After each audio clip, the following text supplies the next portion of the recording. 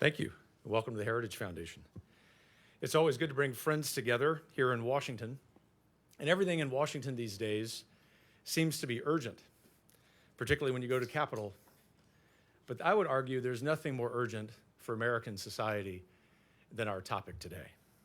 That urgency is because all of American society, including the conservative movement, has been late to recognize the true threat technology poses to our children's development: body, mind, and soul.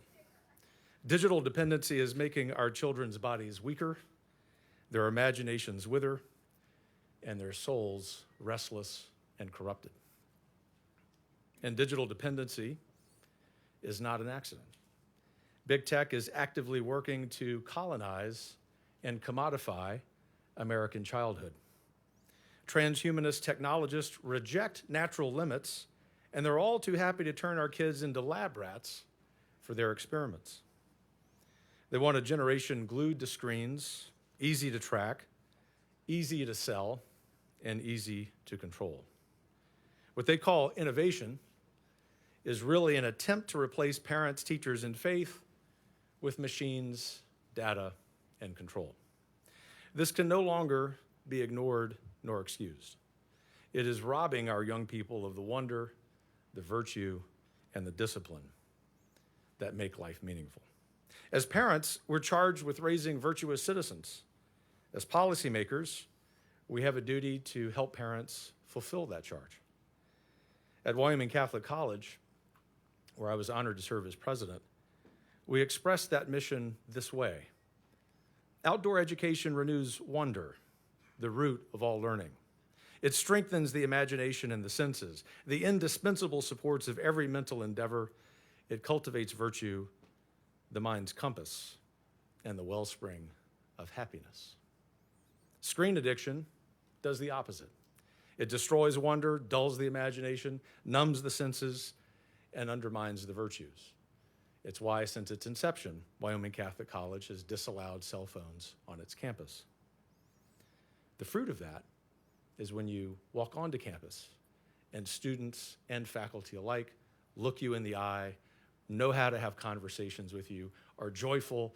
And after the first semester, when the students have to turn in the phones and they lament that, by the second semester, or the third semester, really, the fall of their second year, they're anxiously wanting to give it to the college because they're ready to get rid of this thing after they've had it all summer. I know I'm preaching to the choir. Many of you in this room were among the first to warn of the threat that screens and new technologies present to our children. What others saw as a cultural shift, many of you rightly understood to be the beginning of a societal crisis. No one has sounded that alarm more powerfully than our very distinguished guest, Dr. Jonathan Haidt. His remarkable book, truly remarkable, one of the most important in the modern era, The Anxious Generation: How the Great Rewiring of Childhood is Causing an Epidemic of Mental Illness, has awakened America and the world to this danger. I also know that Dr. Haidt has written openly about how, in the course of working on The Righteous Mind, he encountered conservative thinkers such as Edmund Burke, and that encounter led him to question some long-time assumptions, and in the end, to cease identifying politically as a liberal. Dr. Haidt, I know we may not agree on every issue, but I want to tell you, you're always welcome here at Heritage. We believe your work is making an invaluable contribution to the republic we all cherish. And I hope our collaboration on this issue will communicate to the whole country that protecting the most vulnerable in society, especially children, is a civilizational challenge, not a partisan one. After Jonathan's remarks, he'll join Dr. Jay Richards, my friend and colleague, the director of Heritage's DeVos Center for Human Flourishing, for a fireside chat and Q&A. I know that Jonathan, Jay, all of you are fighting the good fight on behalf of future generations of Americans. So today I'll close with just two things. First, thank you for your courage, for your leadership, your willingness to confront this challenge head on. And second, never give up. Our enemies are powerful, but it's not too late to save the rising generation from the harms of technology. At Heritage, we're standing shoulder to shoulder with you, working to make our families stronger, our children happier, and our nation healthier. God bless you, and know that in the fight, we are with you every day. Please join me in welcoming Dr. Jonathan Haidt.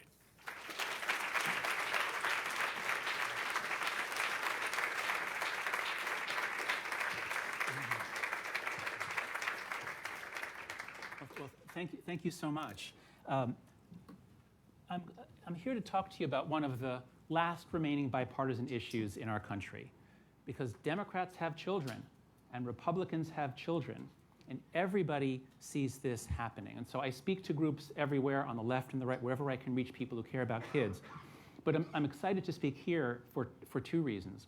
The first is that conservatives come to this question sensitized to a range of social effects that a lot of other people don't seem to get. And I think Dr. Roberts' introduction was one of the best introductions I've had, because it laid out, this isn't just about mental illness or test scores. This is about, what did he say, body, mind, and soul are being sucked out, are being damaged. And this is about citizenship, and this is about the virtues of a democratic republic. So I'm really excited for that reason to speak to this audience.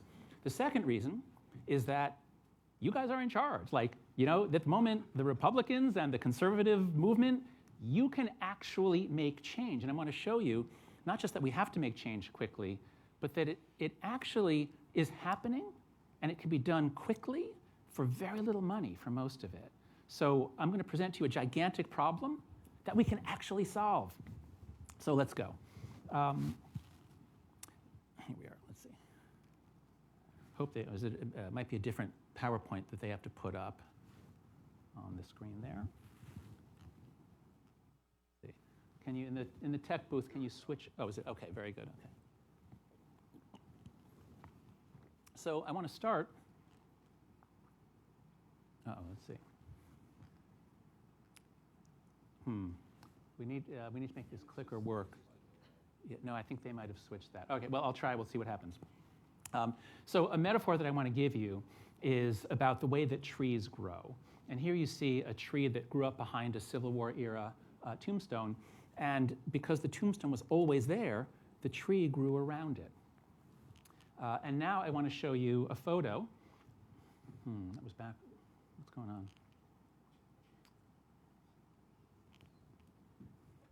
Can we go back one? No, okay, let's try it again. Let's see. Not sure what we can do here.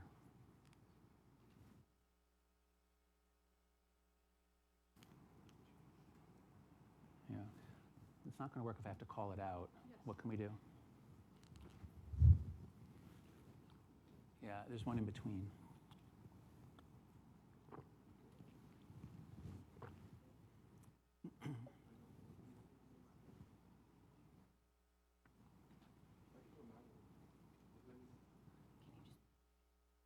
Not really, but I guess we'll. No.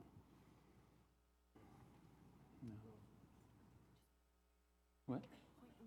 Okay. All right. It'll take a lot longer, though. Okay. All right. I've got a new clicker here on my hand. All right. So if you could go back to the tree image. Go back a slide or two. Okay. So now the next one, click it, and we should get another image. Yes, there we are. Okay. See, it was worth waiting for this, because this is a photo of an actual Gen Z brain, which I asked Midjourney to make for me. But the point is, if young people, if people born after 1995, that is Gen Z, if their brains were developing and the phone was always there, then the brain is going to grow around the phone. And that, I think, is what's happened. And I hope you guys can see me there. I'll just go like that to mean advance to the next slide. Okay. And then I'll have to do it like a lot. So you have to, okay. So my book is a tragedy in 2 acts. What? Let's try this? Okay. It's a tragedy in 2 acts. So there we go. In Act 1, we lost the play-based childhood. We freaked out about child abduction. We stopped letting our kids out. All the older people here played outside after school and on weekends, learned the skills of independence, learned the skills of self-governance. Preparation for democracy happens on the playground. You have to legislate, litigate. You have to do all those things to keep the game going.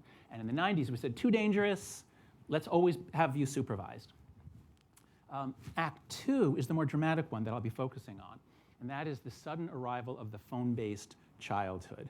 I'll walk you through exactly the timing, but younger people here in the audience, you went through this. You saw all of this happen while you were teenagers or in puberty.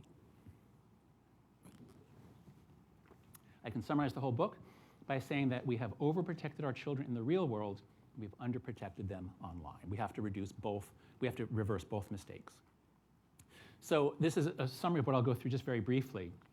I'll start with the mental illness, because that's where we have the best data. That's where this whole thing started, where we first noticed something is terribly, terribly wrong.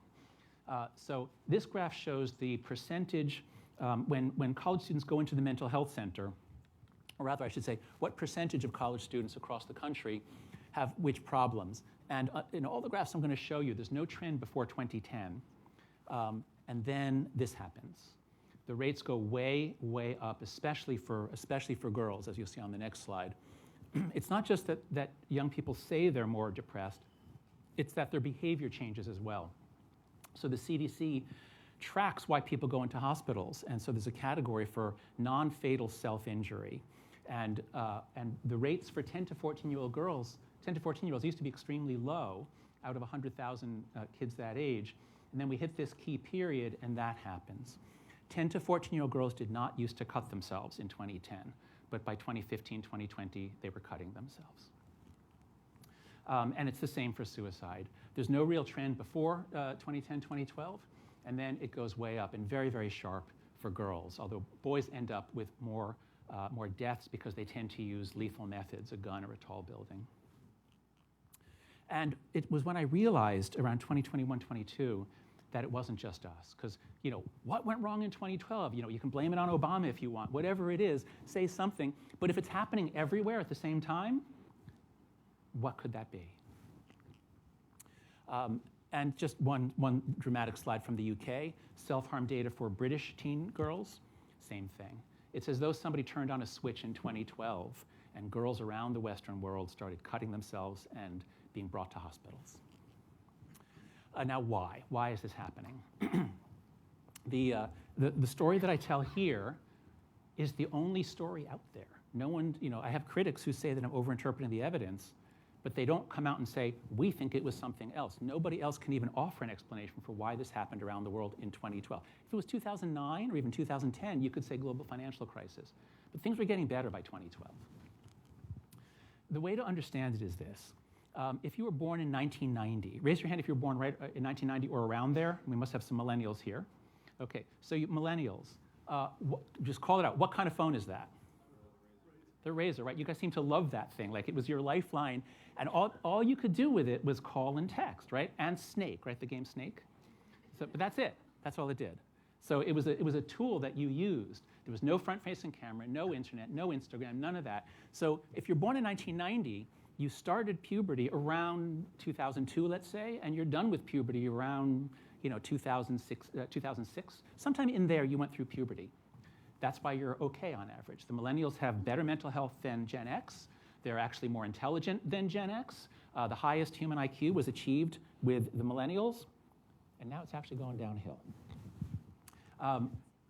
If you were born 10 years later, suppose you were born in the year 2000, you're Gen Z, your puberty was entirely different. You turned 12 in 2012, and that's the year that Americans flipped from mostly having flip phones to mostly having smartphones. So your first phone was probably an iPhone that you got in 7th or 8th grade. It had social media on it. You went through puberty, posting, swiping, comparing, being advertised to, being interrupted all day long. You were a pawn in the attention economy. Actually, can you see, is this chair blocking people? Should I move? Yeah, I'll just pull it aside. All right, but the point is, it's a completely different puberty, and I really want you to keep your eye on puberty. Puberty is such an important developmental time when the brain is changing very, very rapidly, and the environment is guiding it. And what's the environment? Beginning in 2012, it's Instagram, and then it becomes TikTok. This is what childhood used to look like. And those of you who, I know some of you recognize, in the 80s, if you're out with your friends and you find an extraterrestrial, you don't have to go tell adults. You can have all kinds of adventures. Like, we had that kind of independence back in the 70s and 80s. But childhood now is not like that. Childhood now is very solitary. Because if you're a boy, you can't go over to your friend's house. What are you going to do? You can't play with them. You have to go to your house so that you have your control, your avatar, and then you can play with your friends. So our kids are so lonely. They're so isolated because of these technologies that were sold to us as connecting them. I can show you the Great Rewiring in a single graph. This is the American time use study of young people and adults. How many minutes a day do Americans spend with their friends outside of work and school, just hanging out with your friends? All the lower lines are the older ages, people with jobs and marriages, they're not hanging out with their friends. 15 to 24-year-olds used to spend more than 2 hours a day with their friends. That's what you did when you had free time. And then it plummets. It plummets, and notice this data point here was 2020, COVID, and you can see COVID made everybody else bend down. It accelerated that. But look at the youngest group. 2018 to 2019, COVID comes in, doesn't accelerate it. It just continues. The point is that Gen Z began to social distance as soon as they got their iPhones. And by 2019, they were almost done. So COVID just finished the job.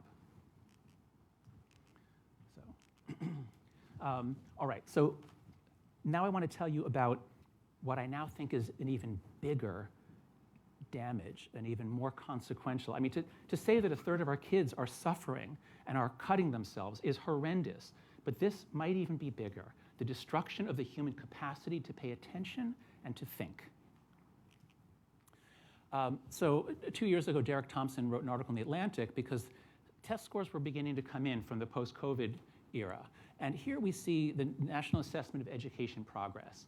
And it shows that America made progress in raising the absolute level of performance of our students. Very slow. These are not big increases, but it's a slow, steady increase from 1971 through 2012. And then COVID happens, and the first post-COVID data comes out, the 2023 data, and you can see a big drop. And the education world says, oh my God, look at this big drop. Look what COVID did. You know, maybe it wasn't such a good idea to close the schools for a couple of years. But if it's caused by COVID, then it will bounce back. It'll come back, people thought. Well, let's look at the 2024 data. This is the same test, the NAEP, broken up. First, let's just look at the top, the kids who score highest. For them, the COVID story makes sense. Their drop doesn't begin until COVID, and then in 2024, they're beginning to recover. All good, right? Now look at the bottom half, the bottom 50% of the country on these test scores. What happened to them? There's no sign of COVID there. Their decline began in 2015. As soon as they had phones in their pockets and Chromebooks on their desks, they started watching TikTok and porn and video games all day long during class. They stopped learning. And after COVID, no bounce. It just keeps going down. This is where we're headed. Half of our country is dropping and dropping and dropping. And think, here at Heritage, I know you do a lot of thinking about education, education policy, how should we be spending our money, all the money we've spent on education, all the gains we have from 50 years are now gone. We're back to 1971, all gone up in smoke. But I think we can get it all back pretty quickly, and I'll come to that. Oh, the same thing with reading scores and different grades, the exact same pattern. And this is what really freaked me out when I discovered that it wasn't just us. As I showed you, the mental illness is around the world. So are the test declines. So this is PISA, which is the 35 countries, 15-year-olds take these performance exams. No trend before 2010. We get into the Great Rewiring, and around the world, humans know less. Human beings are learning less because their consciousness is hijacked. Our kids get many hundreds of interruptions a day. They get more than 100, on average, more than 100 during school hours. They've got their phones in their pockets. My students at NYU, the great majority of them, they get a notification every time they get an email because culturally they've been conditioned to not want to miss anything. I don't want to miss anything. And if you don't miss anything, that means you're never fully present for anything. And I work with them. It's like, please, shut it off right now. Take out your phone. I have a phone-free policy. Pull out your phone. Shut that off now. We've got to help them get their attention back. And in talking with my students, I teach at NYU Stern. I teach a course called Flourishing. We were talking about this article about college students are having trouble reading books, much more trouble than they used to. As one of my students said, I open a book, I read a sentence, I get bored, I go to TikTok. It's always there, and it's always more interesting than a book or a professor. More data on this. This is a study of high school seniors going back to the 70s, although 1990 in this case. How often do you have trouble thinking or concentrating? You see a slight increase up to 2010. How often do you have trouble learning new things? No increase at all up to 2010. And then this happens. All of a sudden, our young people are saying, I can't think. I can't think anymore. It's hard to learn. Again, this is a national disaster. And again, I keep saying, and this is what really freaked me out, because like every week there's a new thing that freaks me out about how big this is. This is data from an OECD study, includes the US. This is adults. This is not kids. This is people who went through puberty in the before time. And what the light blue line is functional illiteracy. And I looked at some of the questions. You read 3 paragraphs. One is about bread versus crackers. And then you answer 3 questions, simple questions. What % of Americans cannot do that? And the answer is that it used to be around 17% were functionally illiterate, or down to 15% in 2010. And then we enter the Great Rewiring, and it almost doubles. And this is going on around the world. Even we, and I'm sure many of you notice this, it's just harder to do anything because we're always interrupted and distracted. The journalist who wrote this, he said, we seem to be witnessing not just the decline of reading, but a broader erosion in the human capacity for mental focus and application. Now, very briefly, we think about social media and girls especially, and that was clear when I started the book. I didn't know what the boys' story was when I started writing the book. There are so many different pathways by which girls are more vulnerable to social media. They know more about the social network, they care more about it. They're more easily lured into anything that promises social information, and then they're drawn in and locked into constant social comparison, sexual predation. All sorts of terrible things happen to girls when they are spending hours a day on Instagram, Snapchat, and these platforms. The boys' story was harder to figure out, and I didn't know it when I started the book, but I think we got it. The boys' story, keep your eye on dopamine. Raise your hand if you have a son born after 1995. How many of you have a boy born after 1995? Think about all of the companies that are trying to give your boy quick pleasure. It's quick pleasure that gives you dopamine that makes you do something over and over again. What you want is slow pleasure. You're building a treehouse. You make progress. You feel good about it. That's what you want, because dopamine isn't just reinforcement. Dopamine is actually motivation. Dopamine makes you want to do things. And so what happens, though, is that we've said open season on our boys for Silicon Valley. They can compete to see who can grab every boy's attention. It begins with the video games, and they're in a brutal conflict against each other to be the more addictive site, to keep the boys on their site. And then it moves on to porn, where there's no age limit of any kind. There's vaping, there's marijuana pens, there are chemical addictions being pushed on the kids. When they enter their teen years, now they're going to start sports betting. You don't have to be 21. There's all kinds of ways that boys find to be betting real money on games, and not just like who's going to win, but every pitch. So it's insane what we're doing to boys and their relationships and their pastimes and their enjoyment of sports. And even investing is gamified. The more you play, the more you're going to lose. So think about, conservatives are I think, more sensitive about the importance of marriage and the decline of marriage. It's already declining. What is going to happen in 10 or 20 years when young women are looking for a man to marry? And most of the men, they're less likely to have finished school or be able to hold down a job or have not gone bankrupt. Whenever sports betting is legalized, bankruptcies go up, mostly for young men. We are ruining our young men. And as my friend Richard Reeves says, a world of floundering men is unlikely to be a world of flourishing women. One more thing I'm very excited to talk with you here about, spiritual degradation. So my first book was called The Happiness Hypothesis. And I surveyed ancient wisdom east and west and took out the psychological statements. Now, I'm Jewish. I'm not a believer. I'm not a religious person. But I came to see that religion is part of what makes us human. It was essential for the creation of large-scale societies. We couldn't have had large-scale societies without religion to hold us together. Peace, prosperity. Religion creates so much social capital. And so in all the things that the ancients told us to do, this is common across many religions, all of these things, when our kids are being raised on phones, they're not doing any of them. Jesus tells us, be slow to anger, quick to forgive, judge not lest ye be judged. But what happens on social media? As soon as you're on social media, what's the rule? Judge now, you better judge now, because if you don't judge now, in 5 minutes, we're judging you for not judging her.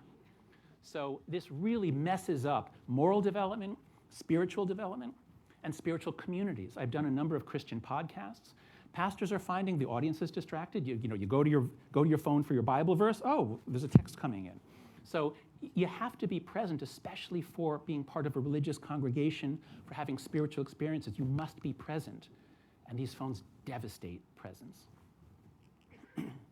I can show you the depths of our spiritual crisis in a single graph. This is the saddest graph in the book. That survey of high school seniors monitoring the future, one of the items on it is life often feels meaningless. Do you agree or disagree on a 5-point scale? And it's nice to see that only about 17% of our boys and girls agree that their life feels meaningless. That's what it was when the millennials were in high school in 1991, or that's the end of Gen X. But all of that data, those are millennials. And things are actually getting a little better. They're getting a little less likely to agree with it. And then we enter the Great Rewiring, and all of a sudden it doubles. Gen Z comes into the data set. They go through puberty on Instagram and then later TikTok, and they agree, yeah, my life feels useless, because it is useless.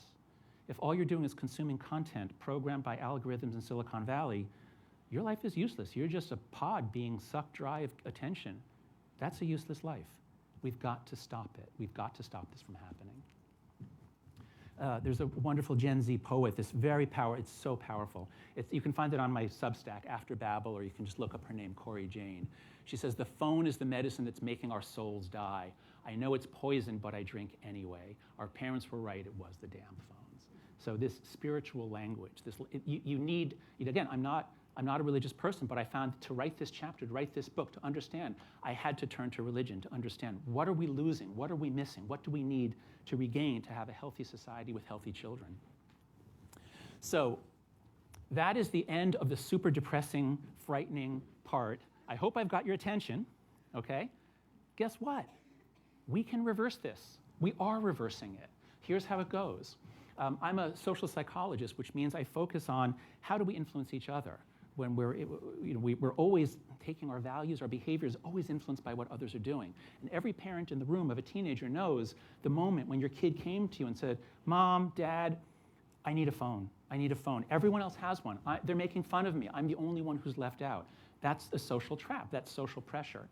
And so what I realized by the end of the book, I realized I can't give 50 suggestions for what to do. I have to have a few that we can do at the same time to break out of this, because we're stuck in a collective action trap, but the way out is collective action. So here it is. The first norm is no smartphones before high school. Let's just set that as the target. I mean, really, it could be later, but my goal isn't what's the best age. It's what's the highest age when we could actually get a norm, because it only matters if we get a norm that most parents can lock onto, and then we get this stuff out of middle school. Clear this all out of elementary and middle school. And it's working. Parents are taking all kinds of pledges, wait until 8, smartphone-free childhood. These are really good organizations. You sign a pledge, and then as soon as people in your school also have signed, you have a community, you're all set. Second norm, no social media before 16. We have to come to see that talking with anonymous men from around the world, some of whom want sex from you, some want money, some want both, not a child-friendly activity. But that's what it is. All these sites are unverified. Anyone can go on. Now, increasingly, it's going to be bots. Oh, my God. I gave a talk earlier today, and one father said, I can't believe I'm going to say this sentence. He said, yes, my 8-year-old was targeted by a bot that attacked her while she was watching a cartoon, and it asked her what she was wearing, and the conversation evolved to where it said that it wanted to have sex with her. How do you even wrap your head around the fact that this is now part of American childhood? So how about just no? How about just we say there are, let's just say 16 is a minimum age at which you can make decisions. But before then, you need protections. And it's happening. Governor DeSantis was the first state to raise the age to 16. It's being held up in court, so it hasn't been implemented yet. But Australia did it nationally, and it's going to kick in on December 10th. And a lot of countries want to follow suit. A lot of states want to follow suit. So again, here, this is the second norm. We're making amazing progress just in the last 12 to 15 months. Third norm, this is my favorite because this is the one that's giving us these incredible stories. We have teachers dancing in the hallways because we have students talking in the hallways. This is what you always hear.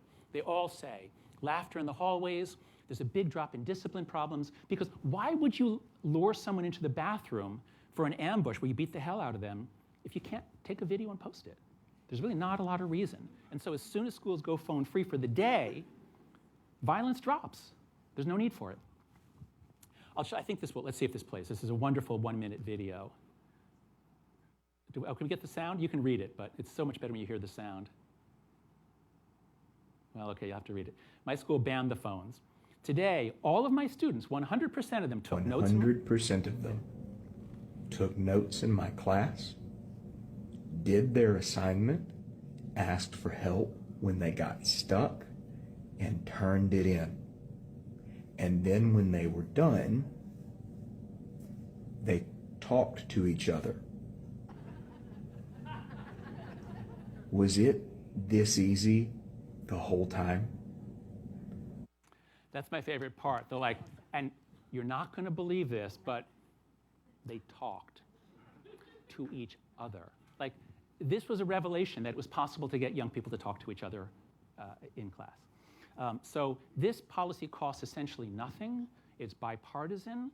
19 states have done it the right way, which is bell to bell.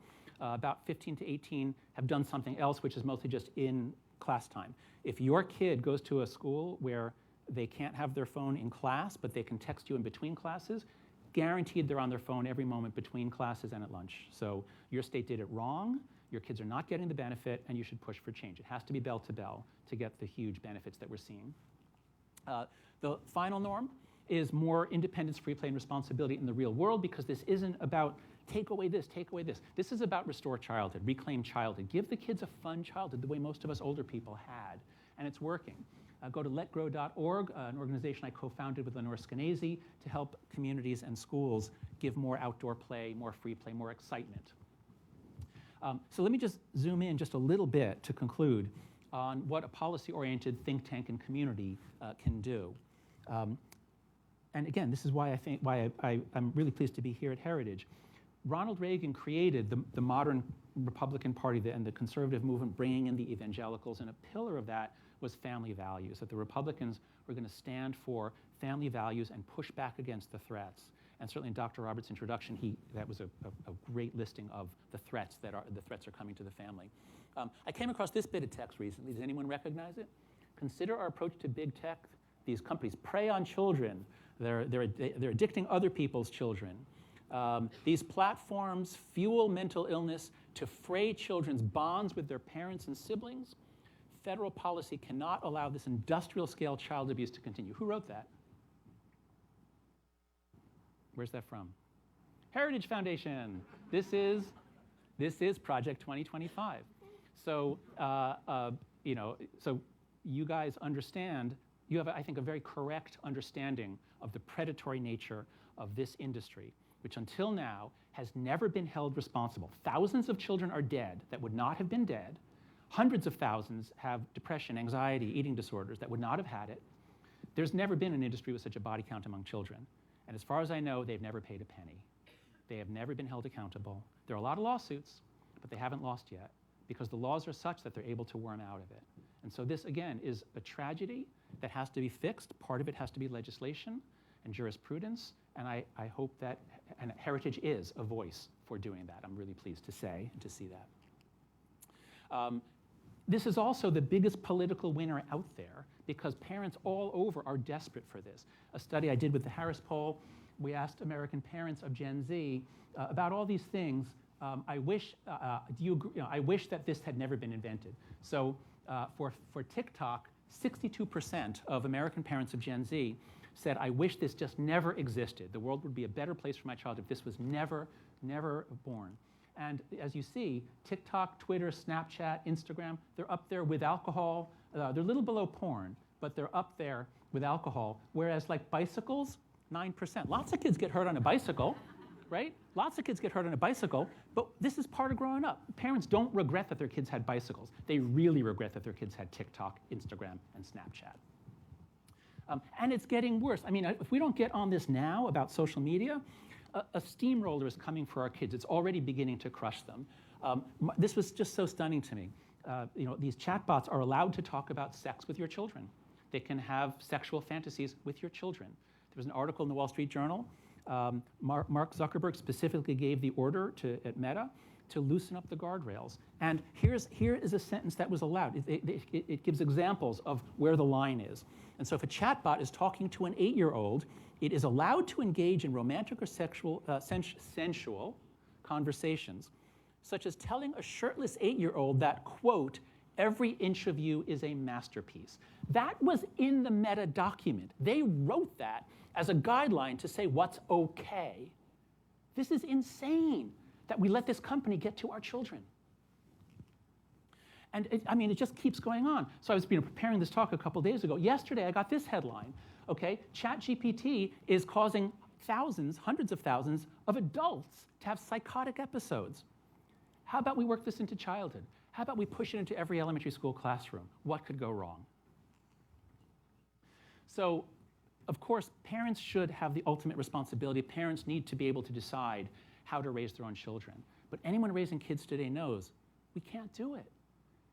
The world that we're trying to raise our kids in makes it so hard to raise kids the way we want, because the wealthiest, most powerful companies in history, freed from all accountability. There is no other industry that can hurt children with absolute impunity other than this one, and they do, over and over again.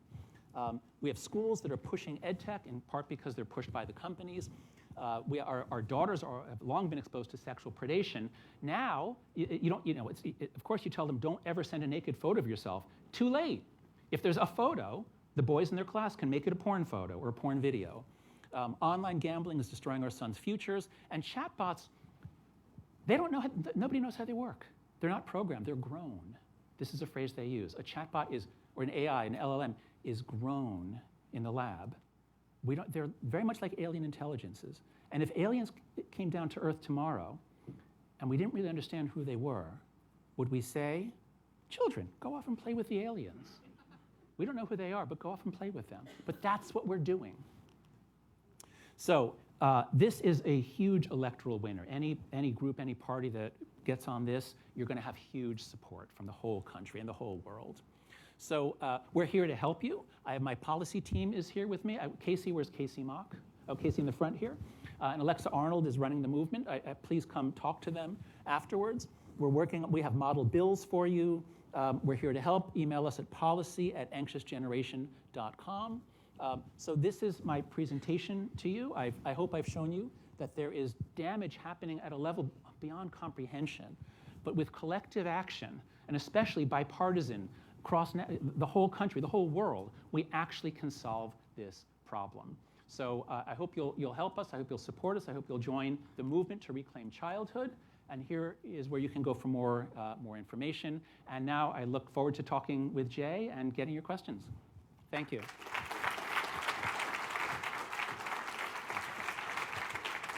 Well, yeah, you're supposed to take that one. Yeah, I'll take this one.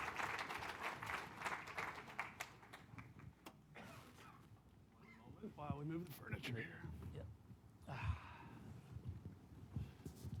First of all, John, it is so great to have you here. It's your book, The Anxious Generation, is one of those books.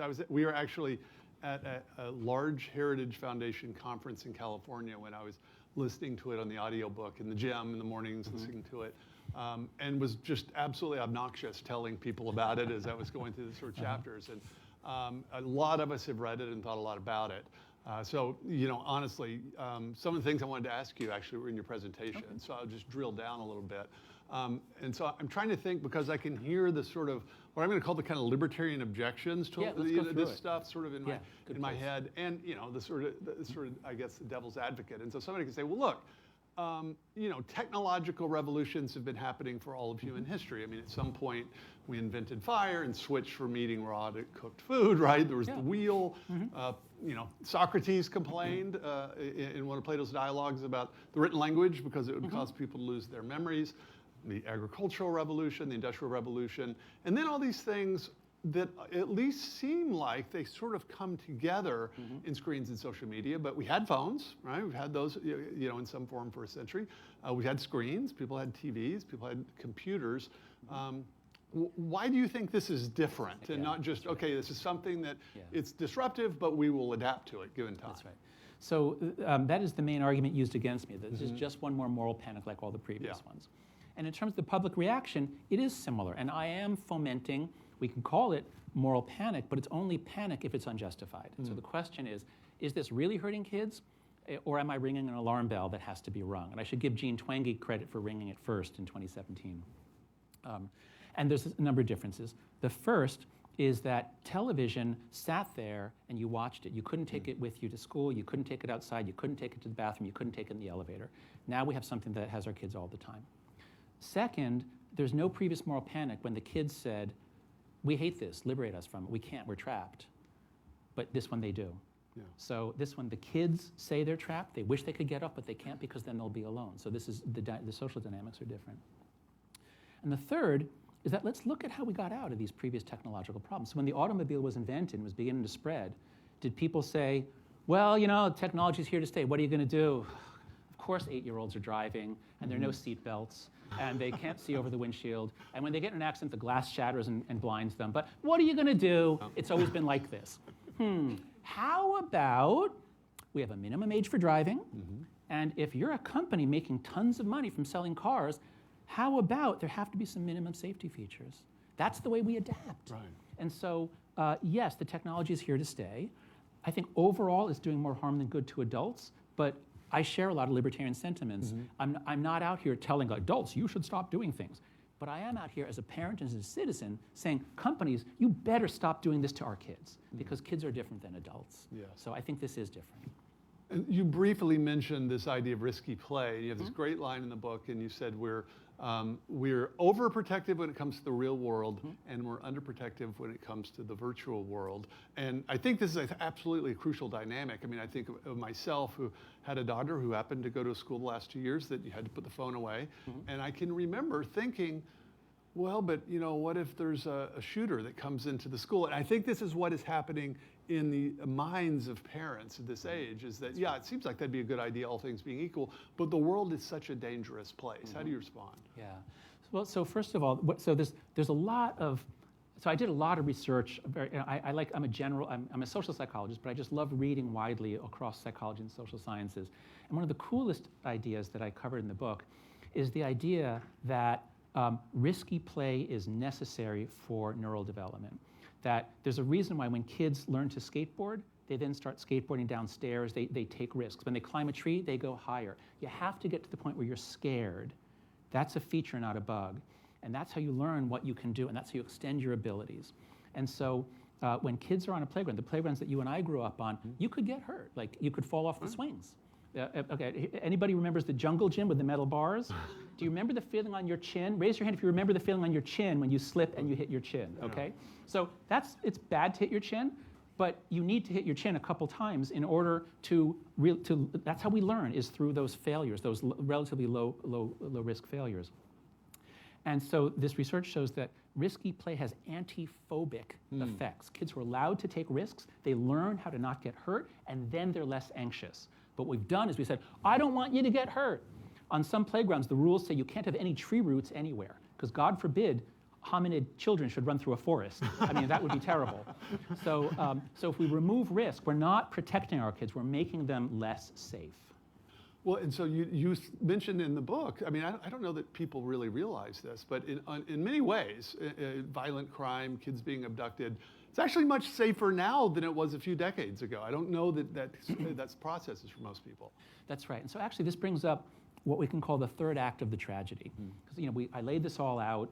Act 1, we lose the play-based childhood. And only when we were almost done with the book did we realize, okay, why did we lose the play-based childhood? What happened in the 90s and late 80s? And the answer is Robert Putnam. If you know Robert Putnam's book, Bowling Alone, or if you've heard the thesis. In the post-war American world, everyone knew their neighbors. It goes back longer than that, but post-war America really was from a social capital point of view, like the best we'd ever been.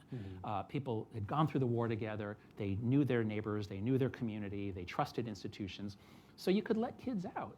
And I grew up in Scarsdale, New York, and we were all riding around on bicycles. And if you wiped out and somebody got hurt, you could just knock on a door and say, "Can you call his mom?" Like people would help. But Putnam describes how we stop knowing our neighbors, we stop trusting them, and when we can't be raising kids in a community, when it's every family for themselves, it all falls on the mother, and the mother will be judged. If that kid is seen outside, the mother could literally be sent to jail. That happened in Georgia last year. Literally sent to jail because her 10-year-old walked to a store. Wow. So we have to change this legislatively and culturally. So say a little bit about Taleb's idea of anti-fragility, which you talk about in the book. It's absolutely crucial to get this. Yeah, that helps on this. My previous book was called The Coddling of the American Mind. It was about what I saw happening on university campuses. I wrote it with my friend Greg Lukianoff, who's the president of the Foundation for Individual Rights and Expression. So I'm very sensitive to the free speech issues around all of this. And the key idea, one of the key ideas we drew on in that book, so we knew that something was going wrong with kids born after 1995. We saw that on college campuses by 2015. And we were pretty confident that part of it was the overprotection. We didn't know about the technology back then. We didn't have the evidence then. So we focused on the overprotection. The key idea is from this kind of wild, eccentric NYU professor, Nassim Taleb, who wrote the book The Black Swan. He coined the term anti-fragile. Some things are fragile. You don't give a kid, a toddler, a wine glass because it'll break. Nothing good happens. We give them a sippy cup, which is plastic. And if they drops it, it doesn't break, but it doesn't get better. And Taleb wanted to know, what's the word for things that get better when you drop them? And there is no word in English. It's not resilient. So we had to make up the word anti-fragile. An anti-fragile system is like a child that gets better when it runs around and falls. It gets better when it tries to use the stove and it burns itself once and then never does it again. So we have to have those small things in order to prepare us for the big things. And that's what anti-fragility is. And we've lost sight of that. Like the immune system is the sort of obvious example, right? If you just absolutely put a child in a sterile environment, that's a disaster. That's right. Of course, if you constantly overexpose them, it's a disaster. There's some sweet spot in the middle. That's right. And that's why peanut allergies have been going up. The cause of the rise of peanut allergies is our efforts to avoid peanut allergies. Alas. So I want you to speculate here a little bit, but I think there's the message in the medium. And I think the thing that was intuitively plausible to people, certainly to conservatives, but I think almost everyone that's a parent, is we think a lot about the messages. We think about the predators, we think about the porn, we think about the toxic ideas that kids get exposed to, or the sort of nasty messages in comparing that happens with young girls, especially on Instagram. What about the medium itself, about the technology itself? Do you have a sense that that's a large part of what we're dealing with? Yes, and actually it's good that you put it that way, because your opening question here was something about the libertarian objections. Yes. Let's deal with those directly. Libertarians generally don't trust government. They certainly don't trust government to be the arbiters of who can say what. And there's certainly good historical and recent historical reasons to be very wary of that. And what I found, once I really got into this issue about the problems with technology, people assume that I'm saying, oh, regulation, you mean you want the government to decide who gets to say what? Like, no, I don't think about that. I don't think about content very much. Most of the action is in the design. So I understand why Meta is not responsible if somebody puts up a video about how to kill yourself. That they shouldn't be sued just because it exists.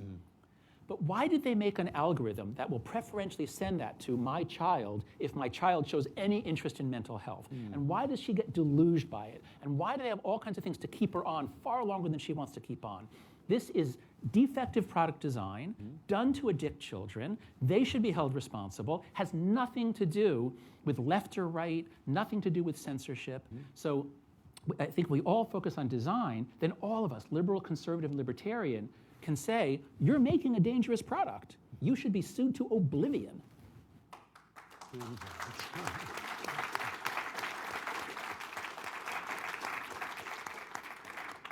So you're a social scientist, and so I can imagine having written this book, there's going to be some critics out there, right? And so, I think the kind of general objection is, okay, so there's sort of social pathologies and things that seem to follow this technology, but that's correlation. How do we prove causation? And of course, people that say that know anything about this should realize we're not going to have randomized controlled trials, right? We're like, okay, we're going to expose these kids to 20 hours a day of the internet, and we're going to isolate these. Right. But how do you respond to the kind of general objection? I'm so glad you asked that, because this is really important, especially for legislation and litigation. So the basic argument against me is that I don't know the difference between correlation and causation. I show graphs in chapter 1 that this happened, and guess what else happened? At this point, social media was introduced. If that's all I had, I would be guilty as charged. We cannot prove what caused an historical trend, especially in the social sciences. Fine. Now let's look at it from a product safety point of view. The question on parents' mind isn't what happened in 2012. It's, is this product safe for my child, and is there evidence of safety or harm? Let's go through it. Is there evidence of harm? Well, let's ask the people who use it. The kids say it's harming them. Is that evidence? I think so. Let's ask the people who saw the harm happen, the parents and teachers. They say it's harming kids. Is that evidence? I think so. Let's take the companies at their word. We have thousands and thousands of pages of their internal reports and studies. They know they're hurting kids. They're trying to addict them. They say that their products are causing all kinds of defects in personality and mental health. So is a signed confession from the companies about what they're doing, is that evidence of harm? I think so. And now let's get to the academic evidence. There are 4 lines that we're debating about. All 4 lines point to a close association, and 2 of them are causal. One is the correlational studies, which are, the correlations are large enough, they're about as large as most other things in public health. So the correlations are there, it doesn't prove causation. So we do experiments. What do the experiments show? When you get college students to reduce their social media use for at least a week, their levels of depression go down. Those are randomized controlled trials. We have a lot of them, and almost all of them, when you look at depression and you look at more than a week, they all show reductions. So it's kind of case closed at this point. But wait, there's also the longitudinal studies that show the right precedence of order, and there are quasi-experiments that show that when high-speed internet comes to a region of Spain or Canada or Germany, girls especially go into psychiatric care more often in the following years. So we have 7 lines of evidence. I think I understand the difference between correlation and causation. Absolutely. And absolutely any doctor that gives you an antibiotic if you break out in hives, well, you're not going to do a randomized control trial. We're going to tell you to stop taking the antibiotic. So, and the biohackers, of course, talk about these N=1 experiments, and it's essentially that. Well, why don't you just change your macros and see what it actually does? And so, in principle, anyone that's not deeply addicted as an adult can test this for themselves. That's right. And how often do you hear a story or hear someone say, yeah, I got off social media, and boy, did I get depressed. I've never heard that. That's so true. And so your chapter 8 in the book, which you talked a bit about, it was sort of surprised me when I was reading it, because you yourself, you said, look, I'm not a religious person, and yet you have this chapter about the existential and spiritual void that people feel as, it's not as if, so what you're not saying is, well, people have a spiritual existential void, they might, but so they turn to this, but that the participation itself, or at least the addictive, is actually causing it. Yeah, no, that's right. I think that's right. So I've been active in the field of positive psychology for a long time. My main work was on moral psychology, moral development, but I got active I was interested in positive moral emotions. So I thought a lot about flourishing. What are the conditions of flourishing? And the formulation I came to in the happiness hypothesis is happiness comes from between. It doesn't come from within you entirely. It doesn't come from getting things in the world. It comes from getting the right kind of embeddedness or connectedness to other people, to work or something productive, and to something larger than yourself. That's my formulation in the book. It's the right kind of between. And every one of those 3 is decimated when kids separate from each other and just consume content. So yes, I believe this is causing a spiritual vacuum, a spiritual starvation. And it was when I was almost done with the book, and it was all about kids, and I was very anchored on what's the evidence. Like, so I'm almost done, and I realized, wait, I've been too focused on just like what I can prove.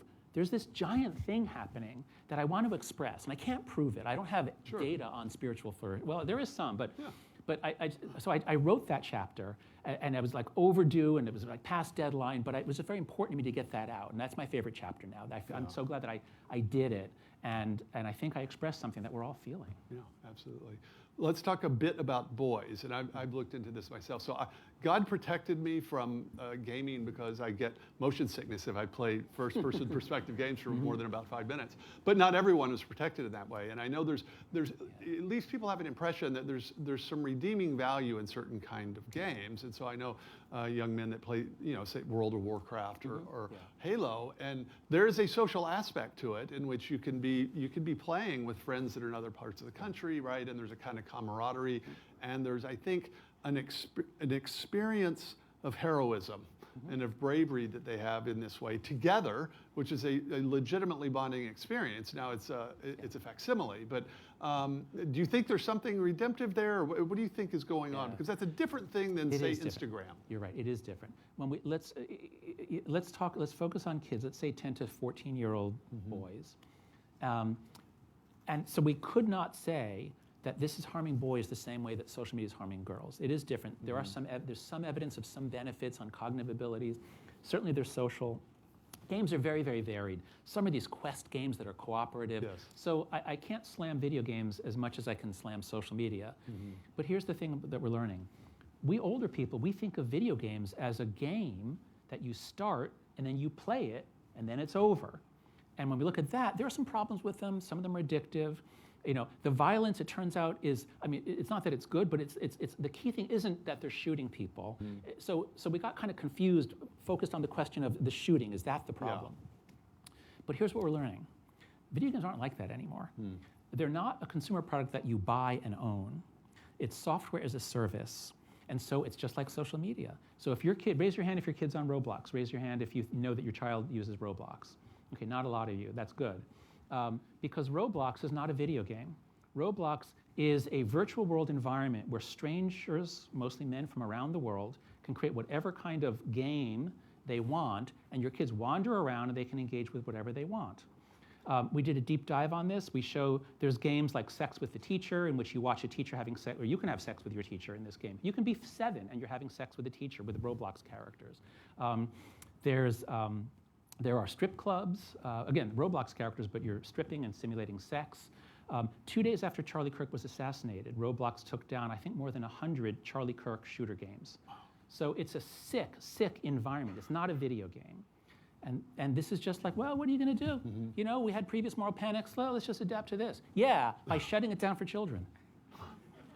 That's a super depressing thing to end on, so I'm going to ask you, are you optimistic? And if so, why are you optimistic? Yeah. No, I am wildly optimistic because who would ever have thought that we could have 38 states passing legislation, 19 of them doing it correctly, in a year? Yeah. And so the 19 that blew it, they're going to correct it, and you guys are going to push them to do that. Yep. I've had meetings in Congress. There's a lot of support for this on both sides. So I think, especially if we work with libertarians to work out certain objections, it's all systems go. Absolutely. We all have children. We all see the damage. We all need to protect children.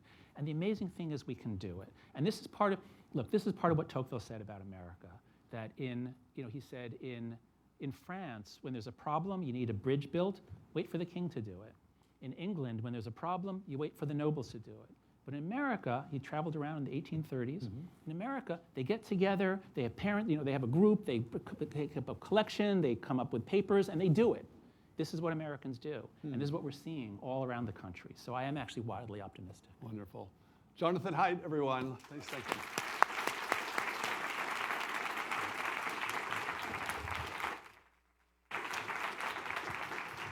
you.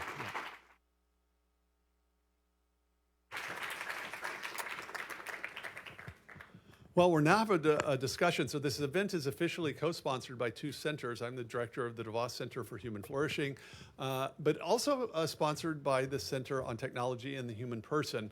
And I would now like to invite my colleague, Wes Hodges, who is the director of the Technology Center, to come introduce his panelists. Wes.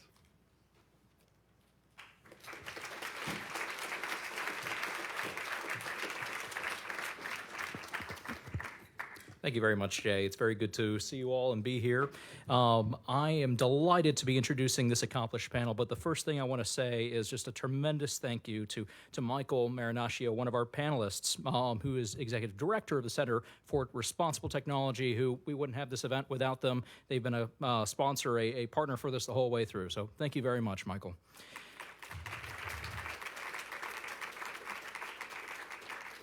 So I am going to kick us off by sharing some bios for our panelists, but in the meantime, I would love it if you guys would take the stage so we can transition quickly, get to these questions, and have an excellent conversation following those remarks.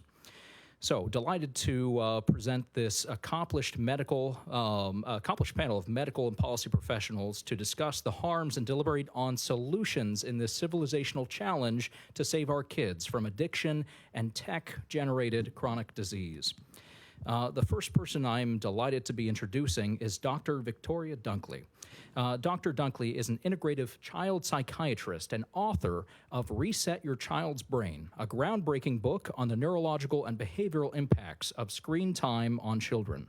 She has treated hundreds of youth with conditions such as ADHD, anxiety, and depression through her signature electronic fast protocol. Her clinical work and advocacy have made her a national voice on how digital overuse contributes to the child mental health crisis. Victoria, thank you so much for being here. Next, I'm delighted to introduce Jennifer Gallardi. Jennifer is a senior policy analyst for Restoring American Wellness here at the Heritage Foundation's DeVos Center. She has decades of experience in fitness and nutrition, working for some of the most prominent brands to represent health and wellness initiatives, including Nike, Microsoft, Coca-Cola, and Comcast. Jennifer, delighted that you're on stage with us. And next, I mentioned Michael. Michael serves as Executive Director of the Center for Responsible Technology. With nearly 15 years in federal politics and 2 decades as a technologist, he leads efforts to promote sensible policy, disrupt screen overuse culture, and advocate for human-centered technology that supports real-world experiences and child development. Thank you again for being here. Next, and finally, I'd like to introduce my colleague, Annie Chestnut-Tudor, who is a policy analyst in our Center for Technology and the Human Person. She focuses on federal and state policy to protect children online, strengthen parental rights, and counter big tech's influence. Annie's research and advocacy equip policymakers with practical solutions to restore digital boundaries and serve families and communities. Annie, thank you for being here. Now, let's get to the questions. All right. Dr. Dunkley, you are up first. Doctor, you are a physician who specializes in this field. Can you help us see this issue through your eyes for a moment? What has your clinical practice taught you about the relationship between screen time and anxiety, depression, or sleep problems in children? So what I'm seeing and what I've been doing this for 20 years now, focused on the impact of screen time on mental health, is that, first of all, the acuity is super high now. It's very hard to get kids better unless and until the screen aspect is addressed. So clinically, what I see is that even though kids are presenting differently, like some may have attention issues, some may have tics, they might become depressed. A lot of kids come in with mood swings and aggression. Whatever the issue is, the underlying problem is that they're in a state of chronic hyperarousal. So in this kind of like heightened state of arousal all the time. So they're like revved up but exhausted. They're wired and tired. So that, depending on their constitution and how old they are, it presents different ways. So it's confusing. So kids are getting misdiagnosed. They're being put on medication inappropriately. Even if they need medication, they're being put on, higher doses or multiple medications that don't work. And then this spills into other areas like school. They're struggling in school. And then the interventions at school don't work. They're very disruptive in the classroom. So then other kids are paying the price. So it all comes down to screens, either directly or indirectly. I feel like revved up and tired is something that I can relate to as well, and probably most of us. Now, my next question is, would you be able to tell, just from examining a child, if they suffer from electronic screen syndrome? What happens to these addicted kids physiologically? Well, I can almost always tell only because it's universal.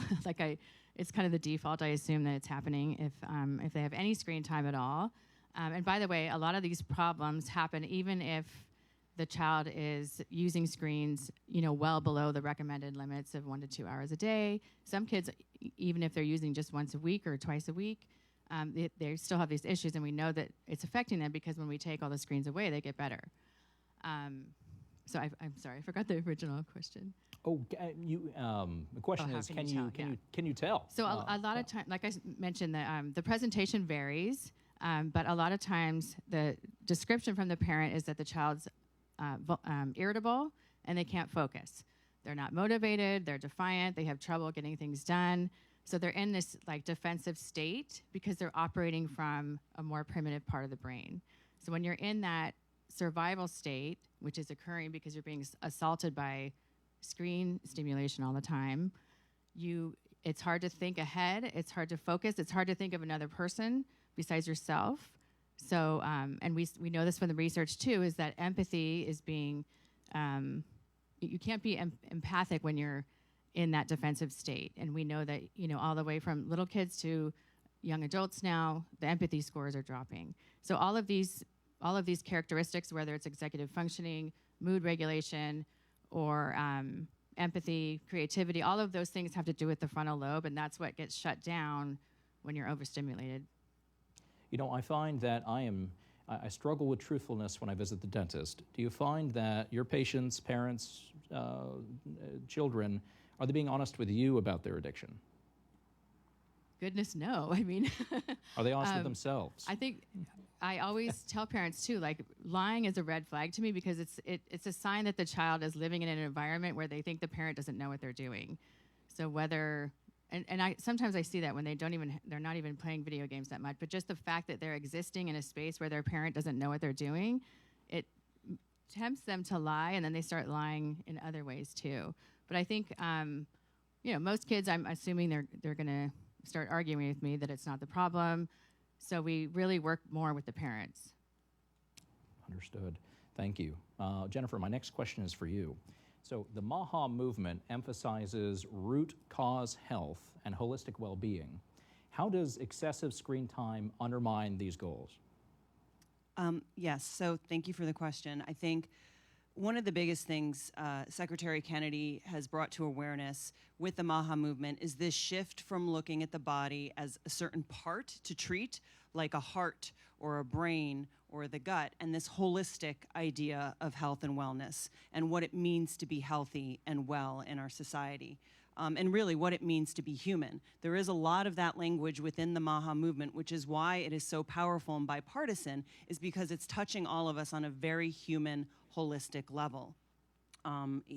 Everything kind of affects the body, the mind, and as we heard throughout kind of the two conversations previously, the soul. And so the tech affects all of these things as well. So it fits so nicely. And it is, even though it's not really pointed out many times within the MAHA report, there is, I believe, one line on screen time that suggests the Surgeon General will launch an education and awareness initiative on the effect of screens on children and the actions being taken by states to limit screen times at school. So that's the specific policy direction in the second MAHA report. However, they do outline the 4 biggest drivers of chronic health conditions. 1, poor diet.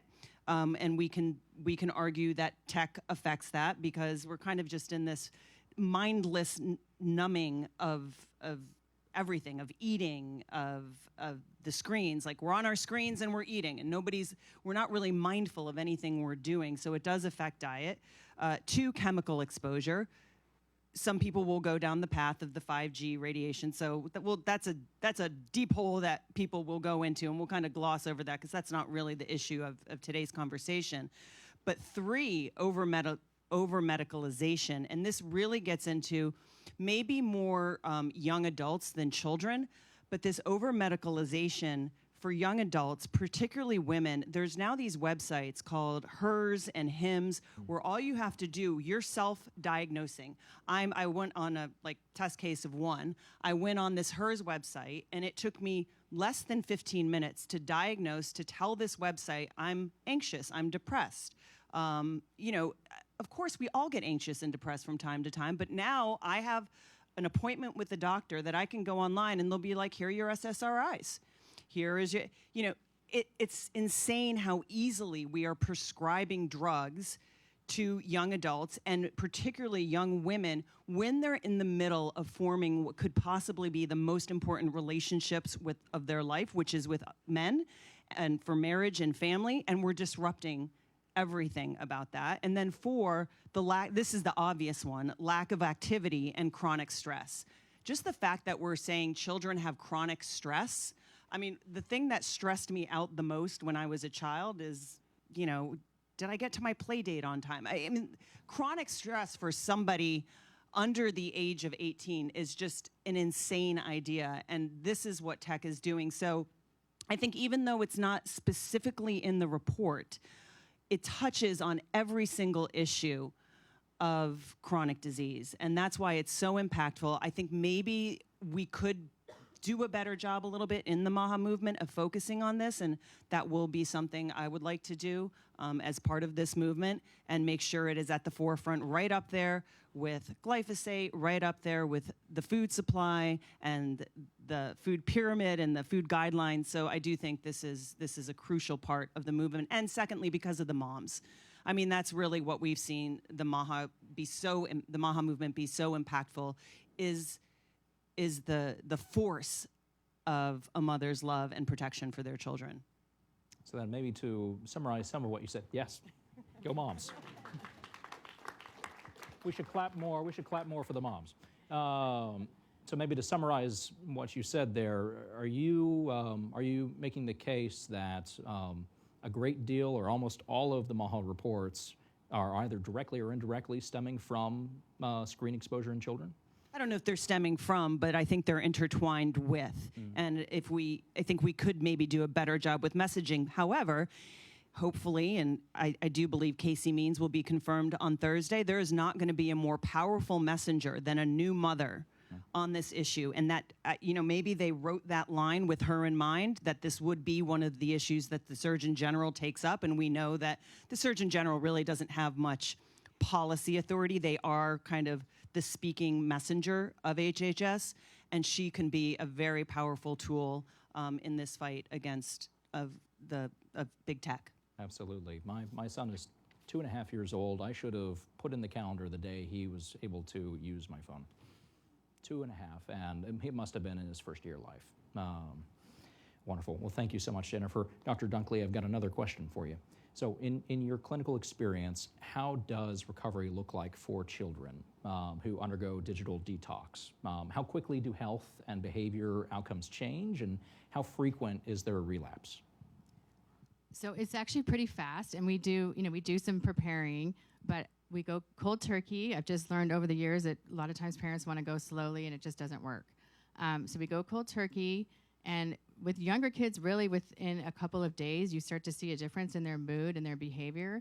But even for teenagers, within a week or into the second week, unless someone's really, really addicted, then it may take a few more weeks. But really by the second week, almost everybody will start to improve. And you see better eye contact, they're smiling more, their mood's better.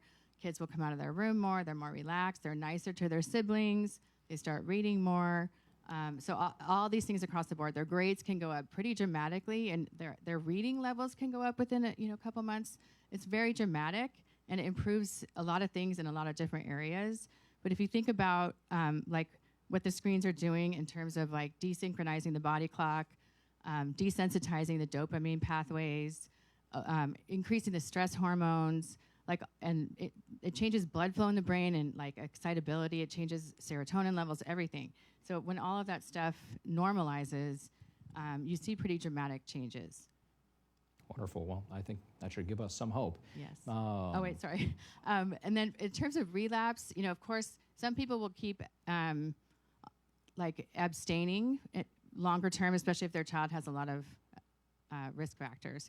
Other people try to reintroduce too soon, and then they kind of backslide, and then we come back to the table and sometimes do another fast, or sometimes just cut back again. But my rule of thumb is generally like whatever they're doing currently, they need to be doing like 10% of what they're doing currently. That's kind of like a rule of thumb that I've realized over time. Thank you. Jennifer, back to you. My question is, how has the use of social media affected childhood wellness, Oh, geez. as we've seen in the previous presentation? How hasn't it? Well, like Dr. Haidt said, he talked about the rewiring of the brain. I like to think of it as well as a rewiring of the culture in so many ways. There was a wonderful op-ed in the Washington Post by Governor Spencer Cox, what he called the consequences of America's moral drift, that consumerism, and as we've so aptly worded it, the addiction economy, because it is an addiction, just like alcohol. Like you said, what's the first step has to be acknowledging you have the problem, right? People will go in there and lie about their phone usage. I see myself, like, I don't even want to look at my screen time because I don't want to be confronted with the reality of what I've done during the day. But consumerism and the addiction economy are undermining the republic. And I don't think that's a scare tactic. I don't think that's a moral panic. I think that's true. I think we've lost as a culture things of the spirit, and this speaks to the soul part of it, that the things that once defined our culture, and Father Josiah Trenholm has recently said, and again, it sounds like an exaggeration, I don't think it is, grotesque enslavements to the passions, which are stirred by internet content, which is so seductive and so wicked. Truly, the devils have us. I think that's true. It's an upside-down world, as C.S. Lewis called it. You know, the kind of Kardashian plastics and makeup and attire. I'm hesitant to even say it because we've probably seen it, but even the fake kind of like pubic hair that she sells, it's disgusting. Like, I can't even, that's amplified on social media. The fake and the plastic, those things are amplified, and the realistic things are depressed, meaning, you know, you can now not call somebody obese because that could hurt their feelings. The actual real problems are depressed, and the fake is amplified. And then we celebrate kind of obesity now. You can't actually call it out. The whole world is inverted on social media, and so it's inverting the whole culture, particularly with girls, because I am a young lady, and not a young lady anymore, but I know the difference of what, you know, when I was younger and growing up, it was magazines of beautiful women. At least that was something to aspire to, and it was real. These were real women. Now we've got fake women that young girls are trying to aspire to that they'll never obtain. And it's the other article I read just the last weekend in Wall Street Journal was, "Girl, take your meds." It's the new social status to be on SSRIs. It's bizarre. I don't need to see data. I'm sorry, I apologize to all the clinicians around here. I don't need to see data to know that there's something wrong. And I think some of us, need to be those cultural forces, moms. It's like, I don't need to see the data. I see what's happening every day in my life. So don't tell me that, well, science, the libertarians, well, science, free speech. I get a little passionate about what it's doing to our girls. The fact that it's now cool to be on psych meds and the new norm, it's this whole rewiring of the culture. This is why I think people in the Mahab movement have come to understand Callie Means, Casey's brother, has said many times, it's a spiritual battle. And I believe that's what we're facing with tech, like Father Josiah Trenholm has said. It's the devils have us. And that seems to be a core tenet of the Mahab movement, is the adherence to truthfulness. In the face of, the experiences that you described, being able to say, yes, we can say something about health. Yeah, and what it means to be human. Like, this is not these kinds of relationships. What I love about being a part of this movement, and I'm seeing some friendly faces in the audience, is there's such real connections. I feel that despite what side of the political aisle we're on, it just feels very authentic. I'm sure Jay can speak to this as well and agree with me, and Mackenzie, that whenever we're together, we're doing what we believe to be serious policy work, but it's a lot of fun, and it's based on human connection. And this is why it's brought together people like me who are quasi hippies from California and homeschooling moms, and it's because it's about being human. Yeah, and it takes a strong imagination to view technology in today's age as something that doesn't subvert that. That's why we're here. So, Dr. Dunkley, one more question for you. What level of daily screen use should public health agencies recommend as a safe upper limit for children? And is this an unhelpful way to communicate restraint? I do find that that's unhelpful because, first of all, I think it's different for different kids. I mean, some kids, like I mentioned, really can't tolerate any at all. I mean, everybody would do better growing up with 0. But I think, to me, like, the gold standard is the way that I do it very methodically is by, having that 4-week fast and then seeing what the child can tolerate and doing it very slowly, like 15 minutes on the weekend or something like that. And then you can see, some children will decompensate right away and some takes longer. But that's, again, but at that point, we're like, well, why are you using it at all? I mean, they're going to get exposure in school no matter what. So I feel like at least the older guidelines of less than 1 to 2 hours a day, at least that was something you could point to. Now the guidelines have just totally devolved into, oh, well, just make sure you get enough sleep and exercise. And there's really not much guidance at all. So to me, I always just say to every family, like, you can do your own experiment. Do this first, see what changes you see. You don't have to believe me. Do it yourself, and then go from there. Thank you. That's very instructive. Jennifer, another question. If you were designing a federal wellness strategy, how would screen time reduction be integrated alongside the other pieces like nutrition and exercise? Jay, maybe we should put it in the food guidelines. It really is. Who mentioned it? We take it. It's something we take in. It's something that either nourishes us or poisons us.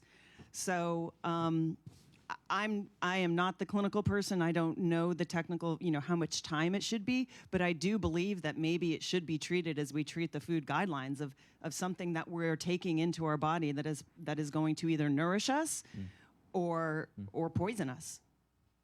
I don't see any of it nourishing. I think all of it is like junk food. So is there a safe amount of junk food? I mean, the best answer is that you shouldn't have any junk food. But to me, like, there's no safe level. I would say that with social media, but isn't China using it as their version of TikTok is like National Geographic?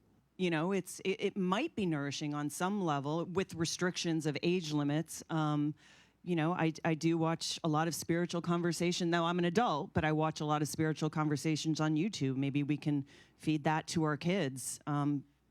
I don't know. Again, I'm not the clinical person. For the most part, I see mostly junk I'm not on TikTok, so I can't say if there's any usefulness for that. But I do think we need to look at, that's where I would look at the data. That's not me, but I would say we should consider it as food, as nourishment. Yeah. Or not. As an exposure. Or not. As an Yeah. exposure. I mean, it is true that China, by their actions, they recognize what's at risk in their technological products and what's being put in front of their children. They do a massive amount of control on that. We do not view the human person the same way as the Chinese Communist Party does, and we shouldn't. But they recognize the threat, and we should too. All right, Dr. Dunkley, one more question, and then I'm going to throw some questions to to the rest of the panel. Dr. Dunkley, let's talk about junk food. You have covered how the psychological effects of screen abuse are they're independent of what kids are actually consuming, just the number of hours as opposed to what's in front of them. But let's talk about what is in front of them. I'm curious, how frequent are your patients suffering from exposure to porn at an early age or dependence on AI products like chatbots for their social and emotional well-being? And what conclusions do you draw about these conditions? I think, in my experience, and I'm sure, you guys agree as well from Screen Strong, the kids are getting exposed younger and younger. People often throw out that number that, by the time children are 12, like 1 in 3 has already been exposed to porn. But every time I give a talk, somebody raises their hand at the during the Q&A, someone says, my 6-year-old just got exposed in the classroom. This just happened at my son's school, and it was with first and second graders. And we have a phone-free school, by the way. It still happened in the after-school program. So it's extremely common. And then what I'm seeing with the young men is that the porn addiction is so prevalent, it's unbelievable. And so, like, we spend a lot of time trying to unwind that whole thing, and that, you know, takes a lot of people involved, a lot of resources just to turn that around. So I think it's extremely common, and I think it's next level, like the addiction piece of the porn and like the constant stimulation and how it's really hijacking all of the sexual drives and instinctual things. It's really like heroin.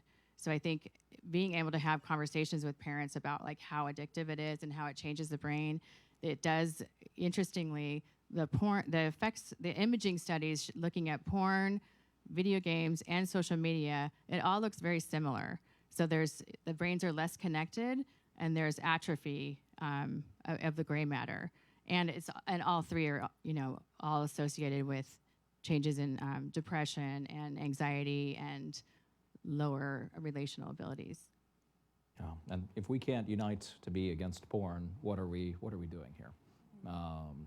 Do you have any comments on anything you've seen in your clinical practice regarding AI use and dependency? I think maybe because I have, you know, by the time they get to me, they have somebody, and also probably have a therapist too. But I'm not seeing as many kids personally that are using like the chat bots. What I'm seeing more is the cheating in school and just using AI. You know, kids are exhausted, and then they go to AI to solve all their problems. That's what I'm seeing. Yeah. Is like this dependency on it from that way, and they can't even they know it. They don't want to be doing it. They're tired, so they just use it. You know. Yeah. I would draw the audience's attention to the case of Adam Raines, who started by using an AI product for homework, and it ended up enabling his suicide. So, read it. Let's go to the rest of our panel. Michael, Annie, you've been very patient with me. Michael, as our token technologist on the panel, what do you see as the most alarming or urgent harms that the public underestimates here? Thanks, Wes. Dr. Haidt used a word, citizenship. And citizenship is really at the core of what we talk about at the Center for Responsible Technology. We consider these harms to be a national security threat. What do I mean like that? I'm going to draw some lines. Due to the growing amounts of screen time following the Great Rewiring that you just saw with Dr. Haidt, kids are not exercising, they're not socializing, they're not sleeping, they're not reading, right? This is a recipe for a national disaster. Let me give you my math. So anxious, lonely, addicted, exhausted kids turned into anxious, lonely, addicted, exhausted adults. These adults are, by the way, they're not dating, they're not forming families and procreating. Everything is going south. And so these are our future citizens, right? These are the people that are going to have to make the hard decisions when the rest of us die out. And so this impacts GDP. This impacts our military prowess, international competitiveness, innovation, you name it. All of these things rely on inventors and doctors and legislators and people that have been shaped by real world learning. And so, a lot of this discourse comes back to, we got to beat China, right? The nation's report card just came out last week or 2 weeks ago. Lowest scores in the history of measurement, right? And so my question for everybody is, what's the point of winning a race if you have nobody to hand the baton to at the end of the day? And so from my view, we've got to take this real world, real people learning seriously. Otherwise, we're going to kiss our great nation goodbye. So I don't think the public fully realizes the magnitude of the crisis. Can I just jump in here really quick? Yeah. Bouncing off of that, there are political ramifications to this too. As Dr. Haidt pointed out, you have a generation that feels that their life is meaningless. And when people feel their life is meaningless, they are more likely to vote for a Zoran Mandami that says, we are going to give your life meaning. And that's how we have, they're pointing to a lot of, it's because of immigration that these people are voting that way in New York, but it's also a lot of young people that feel despondent and that their life doesn't have meaning. Well, we're going to give you stuff, and maybe that'll give you life meaning. So I just wanted to kind of jump on that and say it has real world political ramifications as well. And I think when that meaning disappears, they're lonely again, right? Yeah. Well, you're not going to find a conservative message that says you will find yourself through politics. Wonderful. Thank you. And Michael, are you making the case that my poorly spent years in my 20s on video games didn't prepare me for the military or to be an astronaut? I was going to say they may have prepared you to speak on this panel or moderate the panel, but no. I mean, I have the same background. Played video games for very many years, and I don't look back on it with necessarily regret. There are much worse things I could have done with my time. But there are also tremendously better things I could have done with my time, right? No, I can't echo that comment enough. And I've even told my team the other day that I have more hours on Steam than all of them combined, and it is a big regret of mine. All right, well, speaking of which, Annie, and question for both Annie and Michael is, which policy tools, now you've described it some, which policy tools look most promising to you for actually curbing childhood screen addiction? And Annie, let's start with you. Yeah. Well, Dr. Haidt and fellow panelists have made it clear that we are in a crisis and parents need help. And yes, we have a growing consensus, fortunately, about delaying phones and delaying social media. But as some of the analogies that Dr. Haidt shared, we aren't just saying, hey, let's gather together and let's collectively decide we're going to delay giving our kids alcohol, or we're going to delay letting them drive. We also do need laws, and these companies do need to be held accountable. And so I think they're kind of two different ways to go about it. I think one is cutting off access, and the other is changing the design systems and putting restrictions on what sort of design features can be allowed for services, platforms that kids can interface with. So there's a growing consensus with age verification online, because we have that in the real world, the physical world. Kids can't go into most bars. Usually have to be 18 or 21, or can't go into a strip club or an adult video store. But there's been a loophole online, and porn is at their fingertips, and now it's becoming even more accessible. It's not just the pornography websites, but on social media, they've found creative ways to OnlyFans and other adult actors to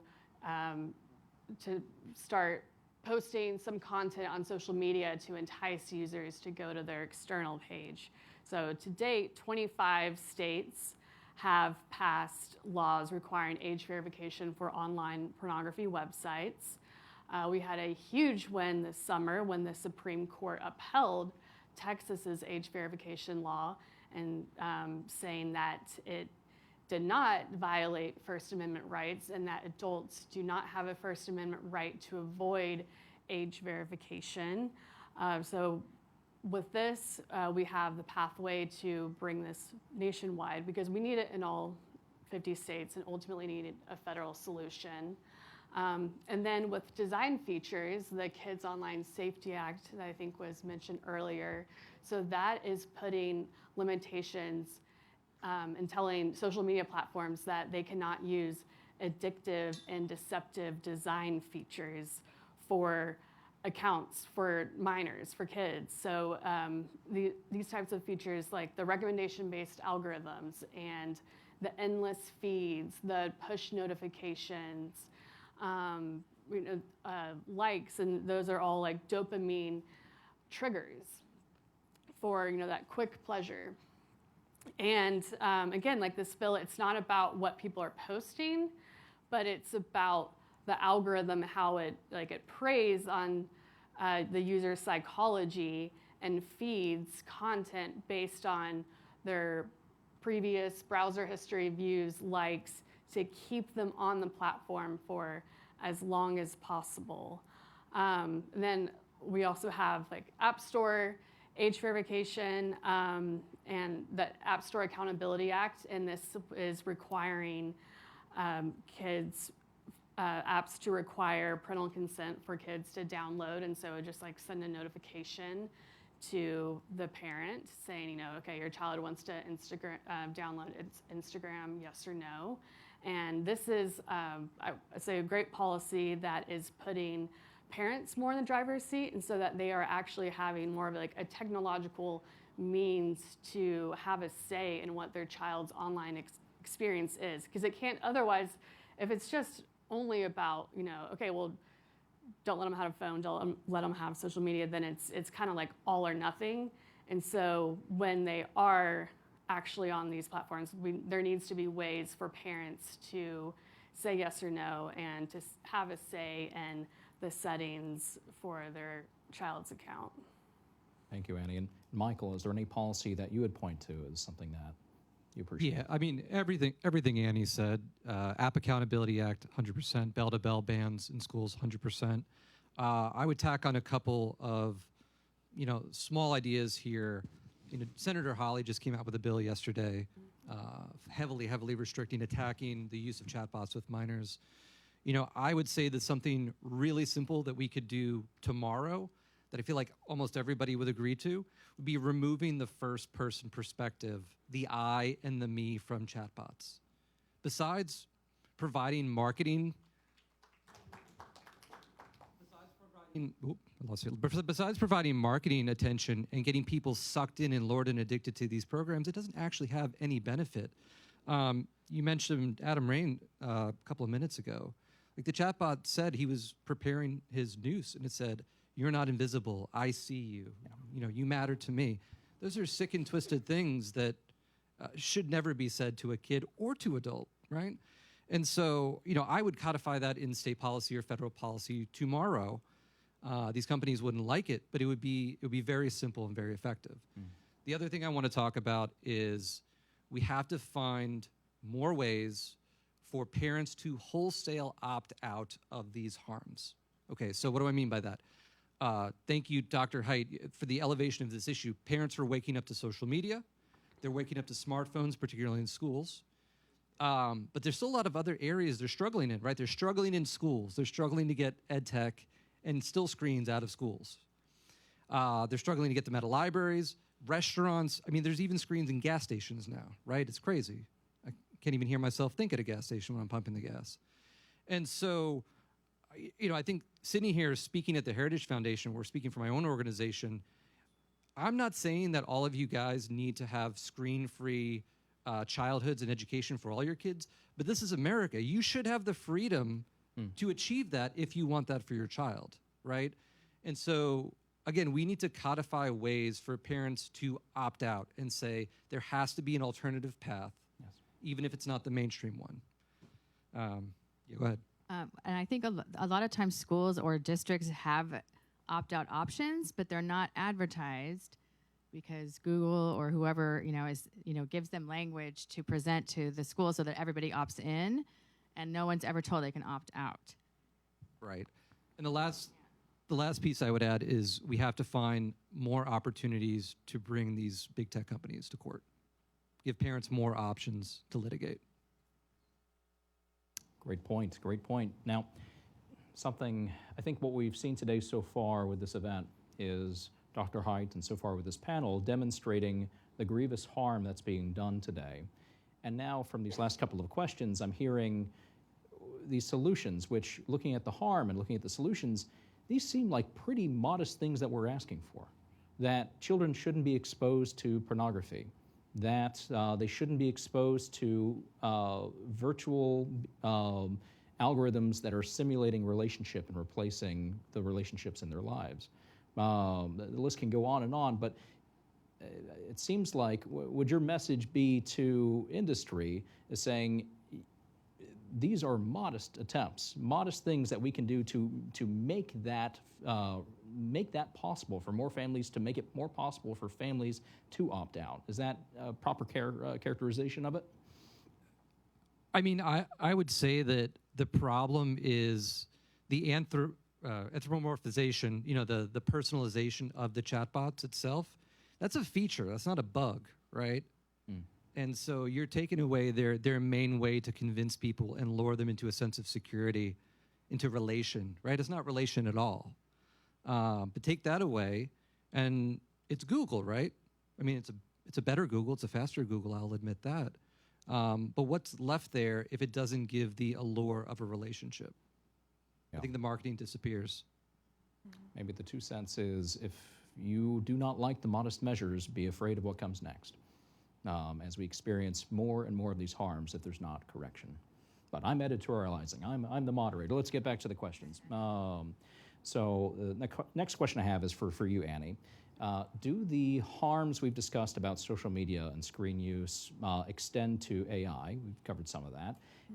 But what are some of the unique problems of AI that contribute to problematic screen use? Zone in on that more from our discussion here.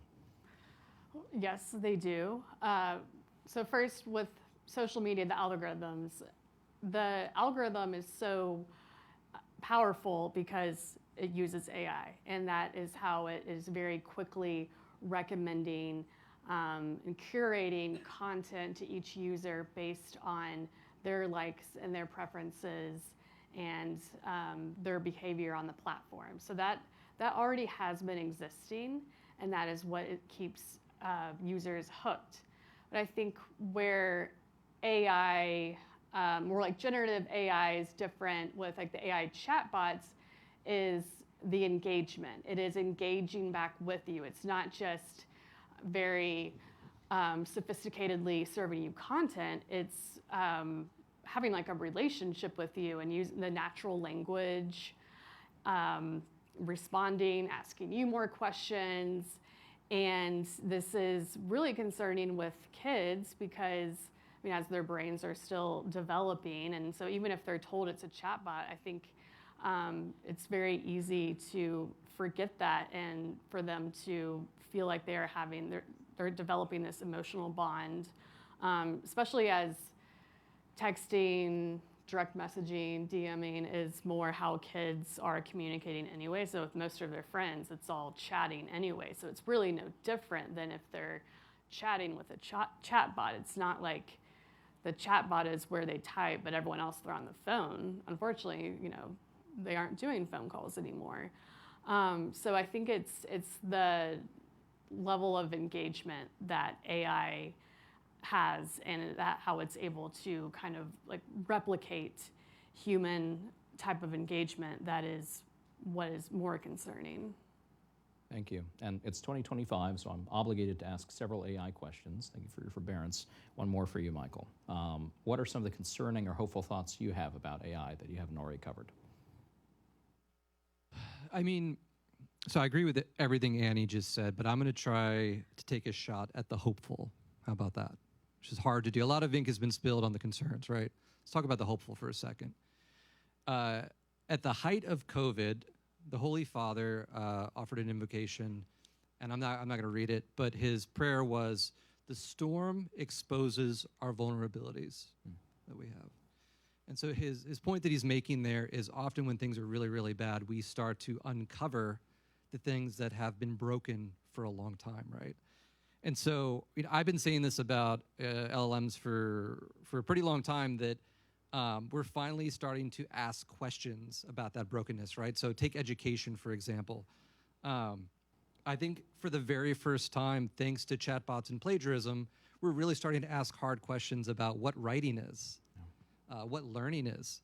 I'll tell a quick story. There's a school nearby here, very prestigious, very good, private boys' school. And they were experiencing this plagiarism like rampant. And so they said, okay, we're going to go away from word processing. We're going to bring in the blue books, if anybody ever remembers blue books. We're going to write essays in class. And so that's a great idea until they found out pretty quickly that they didn't know how to write anymore, right? And so it's a bit of a sad story, but I'm hopeful because now that's a conversation, right? Now we're looking at, well, how are we teaching writing? How are we teaching comprehension if they lack those basic skills? The other piece that I'm hopeful for is there's a lot of people playing with, I call them toys because they're entertainment value, a lot of people playing with these chatbot toys who are suddenly realizing that the transcribed internet is pretty wrong. Like anybody who uses Gemini at the top of Google, you're like, that's not what I was looking for. That's not the right answer, or that's not even the right word, right? And the phrase artificial intelligence, I always say to people, is an oxymoron. Aristotle and the Greeks talked about intelligence as the facility to prioritize and organize the highest goods. Chatbots don't understand what is a high good or a low good or any kind of good, right? It's just a very good next word guesser, right? And so I think if you're talking to the smartest people, and by the way, the smartest people are not the marketers. If you're talking to the smartest people, look at Goldman Sachs just this week came out with a report, and they said, hey, by the way, that whole thing about AI stealing jobs kind of was an exaggeration, at least in the banking sector, right? These guys know what's going to steal their bottom line, and Americans are rightly suspicious of this technology. So I'm just very hopeful that a lot of this is just uncovering a rot that we've been sitting on since the Great Rewiring. Yeah. And I mean, to your note of optimism, in covering this, we offer a great deal. We're saying scrutinize its effects on children, scrutinize child exposure. We should acknowledge that there are tremendous positive uses for technology and AI in particular that ought to be pursued, employed, deployed, at the very least to make sure that we do it and China doesn't. But that does not take apart the argument that you've presented that we need to pass our country, we need to pass the baton to someone when we win. That's an excellent point. The next question I have is for you, Annie. In talking about this scrutiny and exposure for children, my question is there evidence, and what is that evidence, that social media platforms and online companies are intentionally doing this, engineering addiction for children?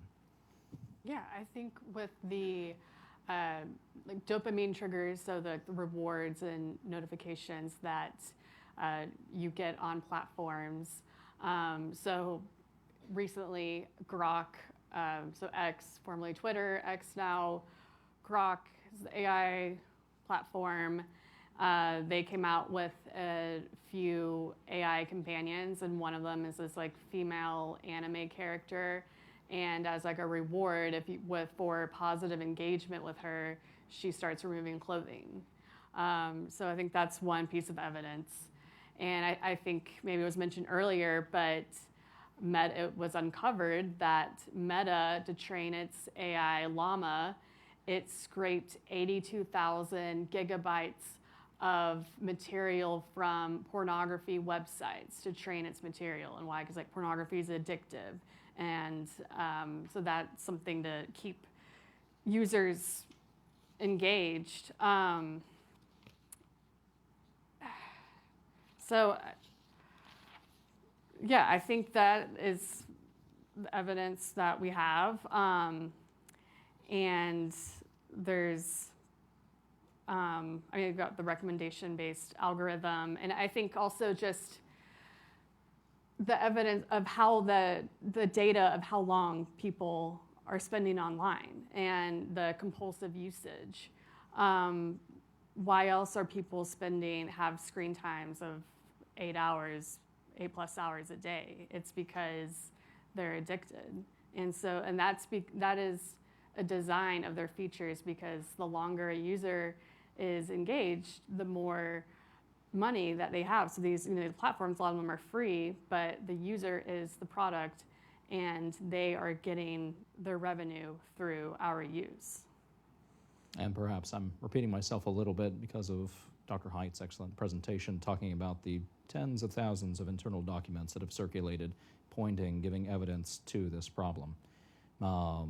Thank you for your answer. Michael, perhaps a question that summarizes this, puts a good landing point for this. You have plenty of experience developing and deploying tech. What is the place for technology in childhood?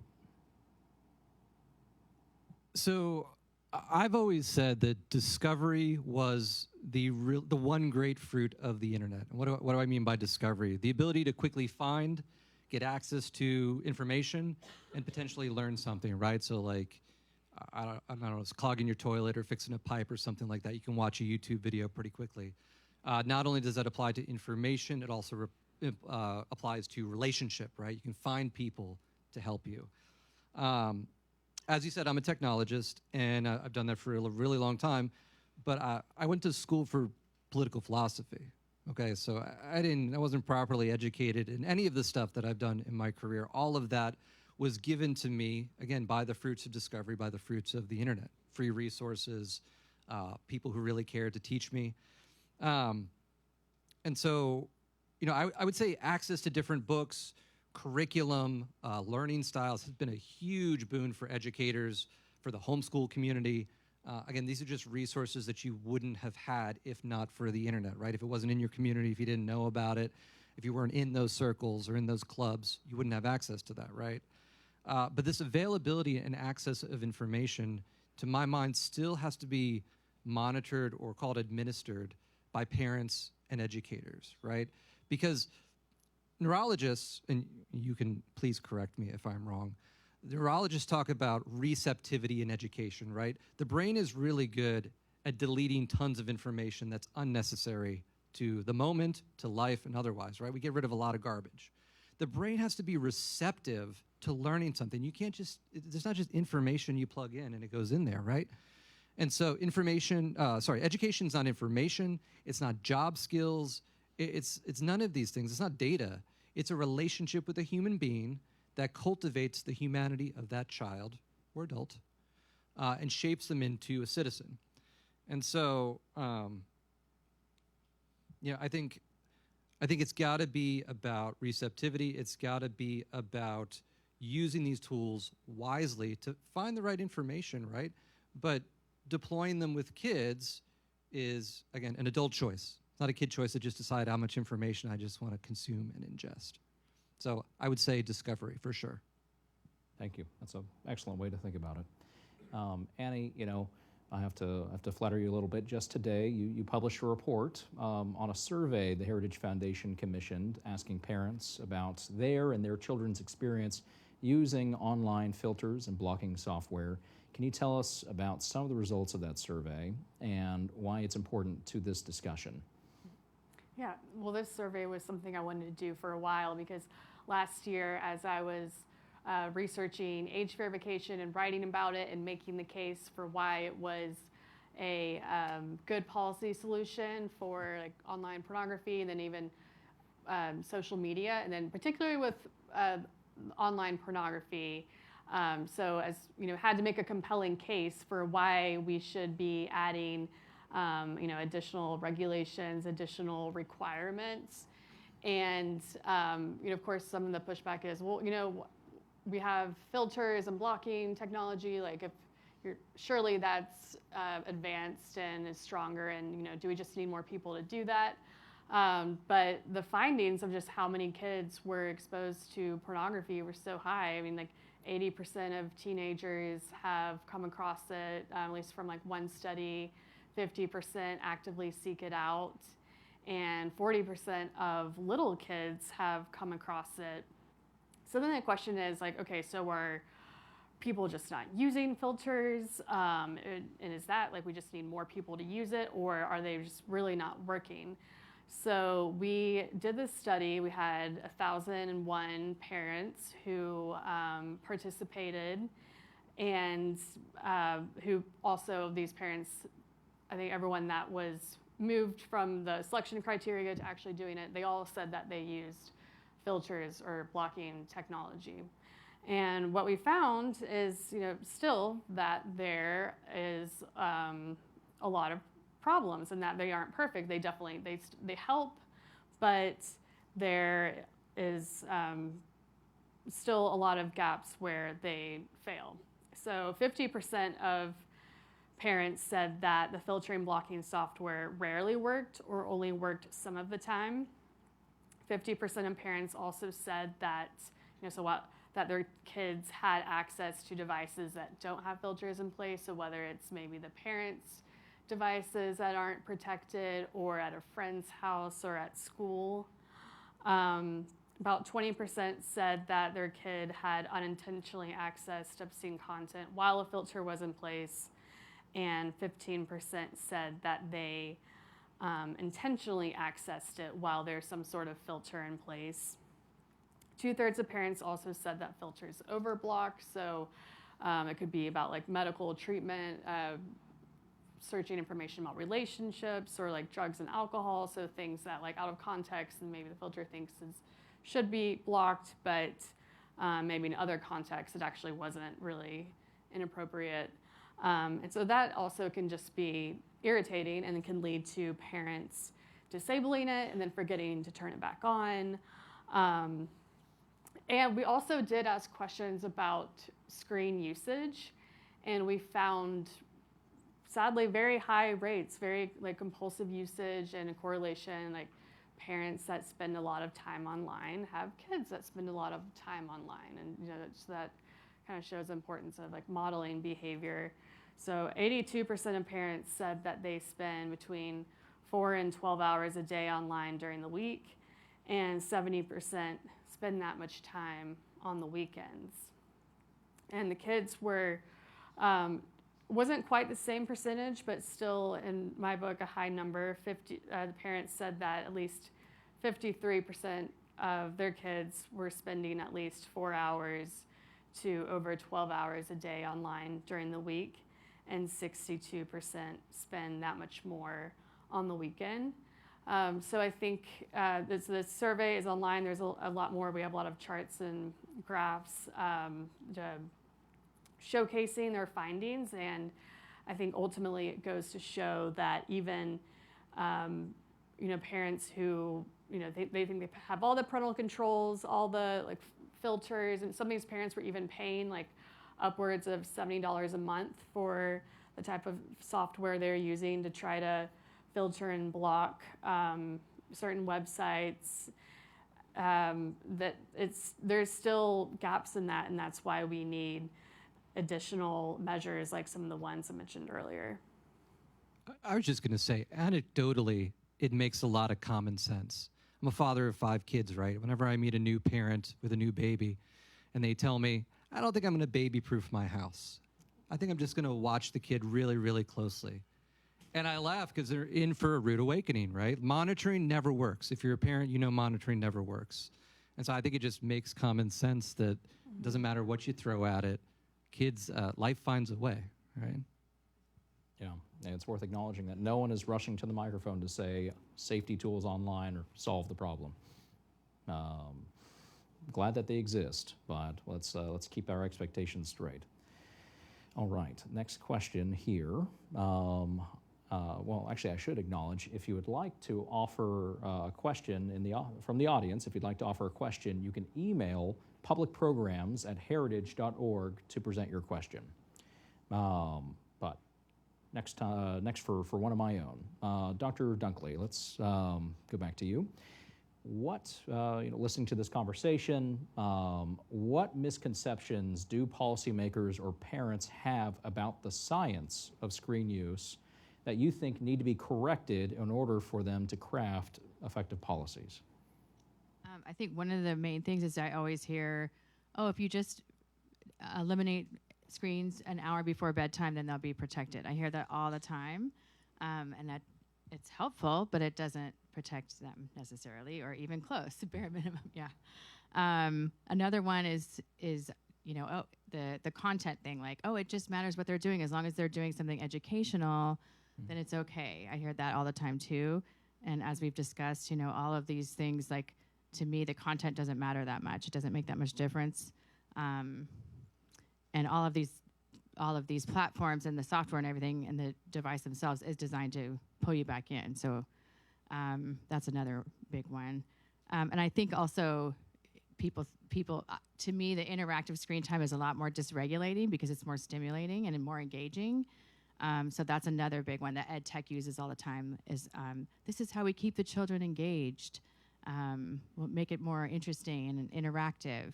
and interactive, and we know that from research as well, that interactive has more effect on sleep, it has more effect on mood and cognition the following day. Excellent. Thank you. Jennifer, a question for you. Where do you see natural allies among health organizations and tech policy advocates to move this forward? Put on your coalition's hat for a moment to say, how do folks work together to be effective here? We'll definitely pull in all the MAHA people and the mothers. I mean, that is the force that we have seen push kind of MAHA out. There's a lot of moms in Congress like knocking on doors, making phone calls, writing letters, now getting involved in drafting policy. It is the epitome of what it means to be a democratic republic, to have the people run the government and not the other way around. The other thing I'll say, I'm going to put on my Charlie Kirk hat for a moment, is call on churches. I feel like yes, tech is shaping us, but we're also vulnerable because of this perversion of sex, as we see in pornography, and the sexual culture, as we see in kind of the Kardashian culture, that girls are attracted to.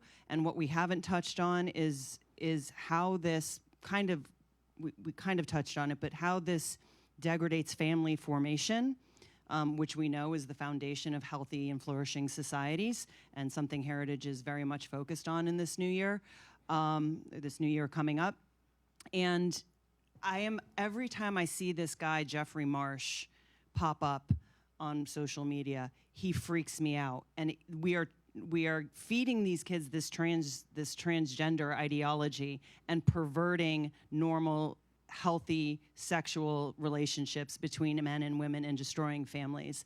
And I think if churches don't play a role in this, if they don't somehow, I understand where churches are like, well, that's not our job. Well, you cannot, I don't think we're in a position in this day and age to remove morality from policy and legislation and our everyday life.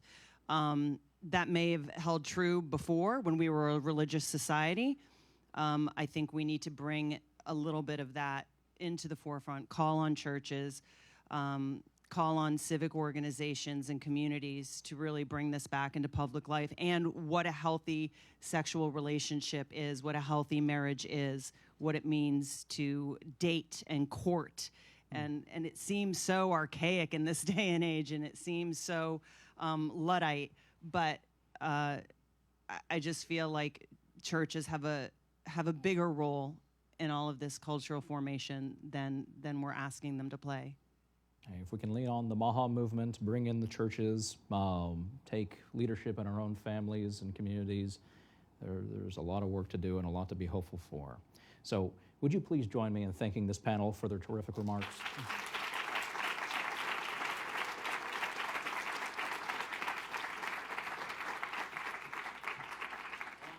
On behalf of the Heritage Foundation, thank you all for joining us for this conversation. Please be encouraged to lead in your families and communities.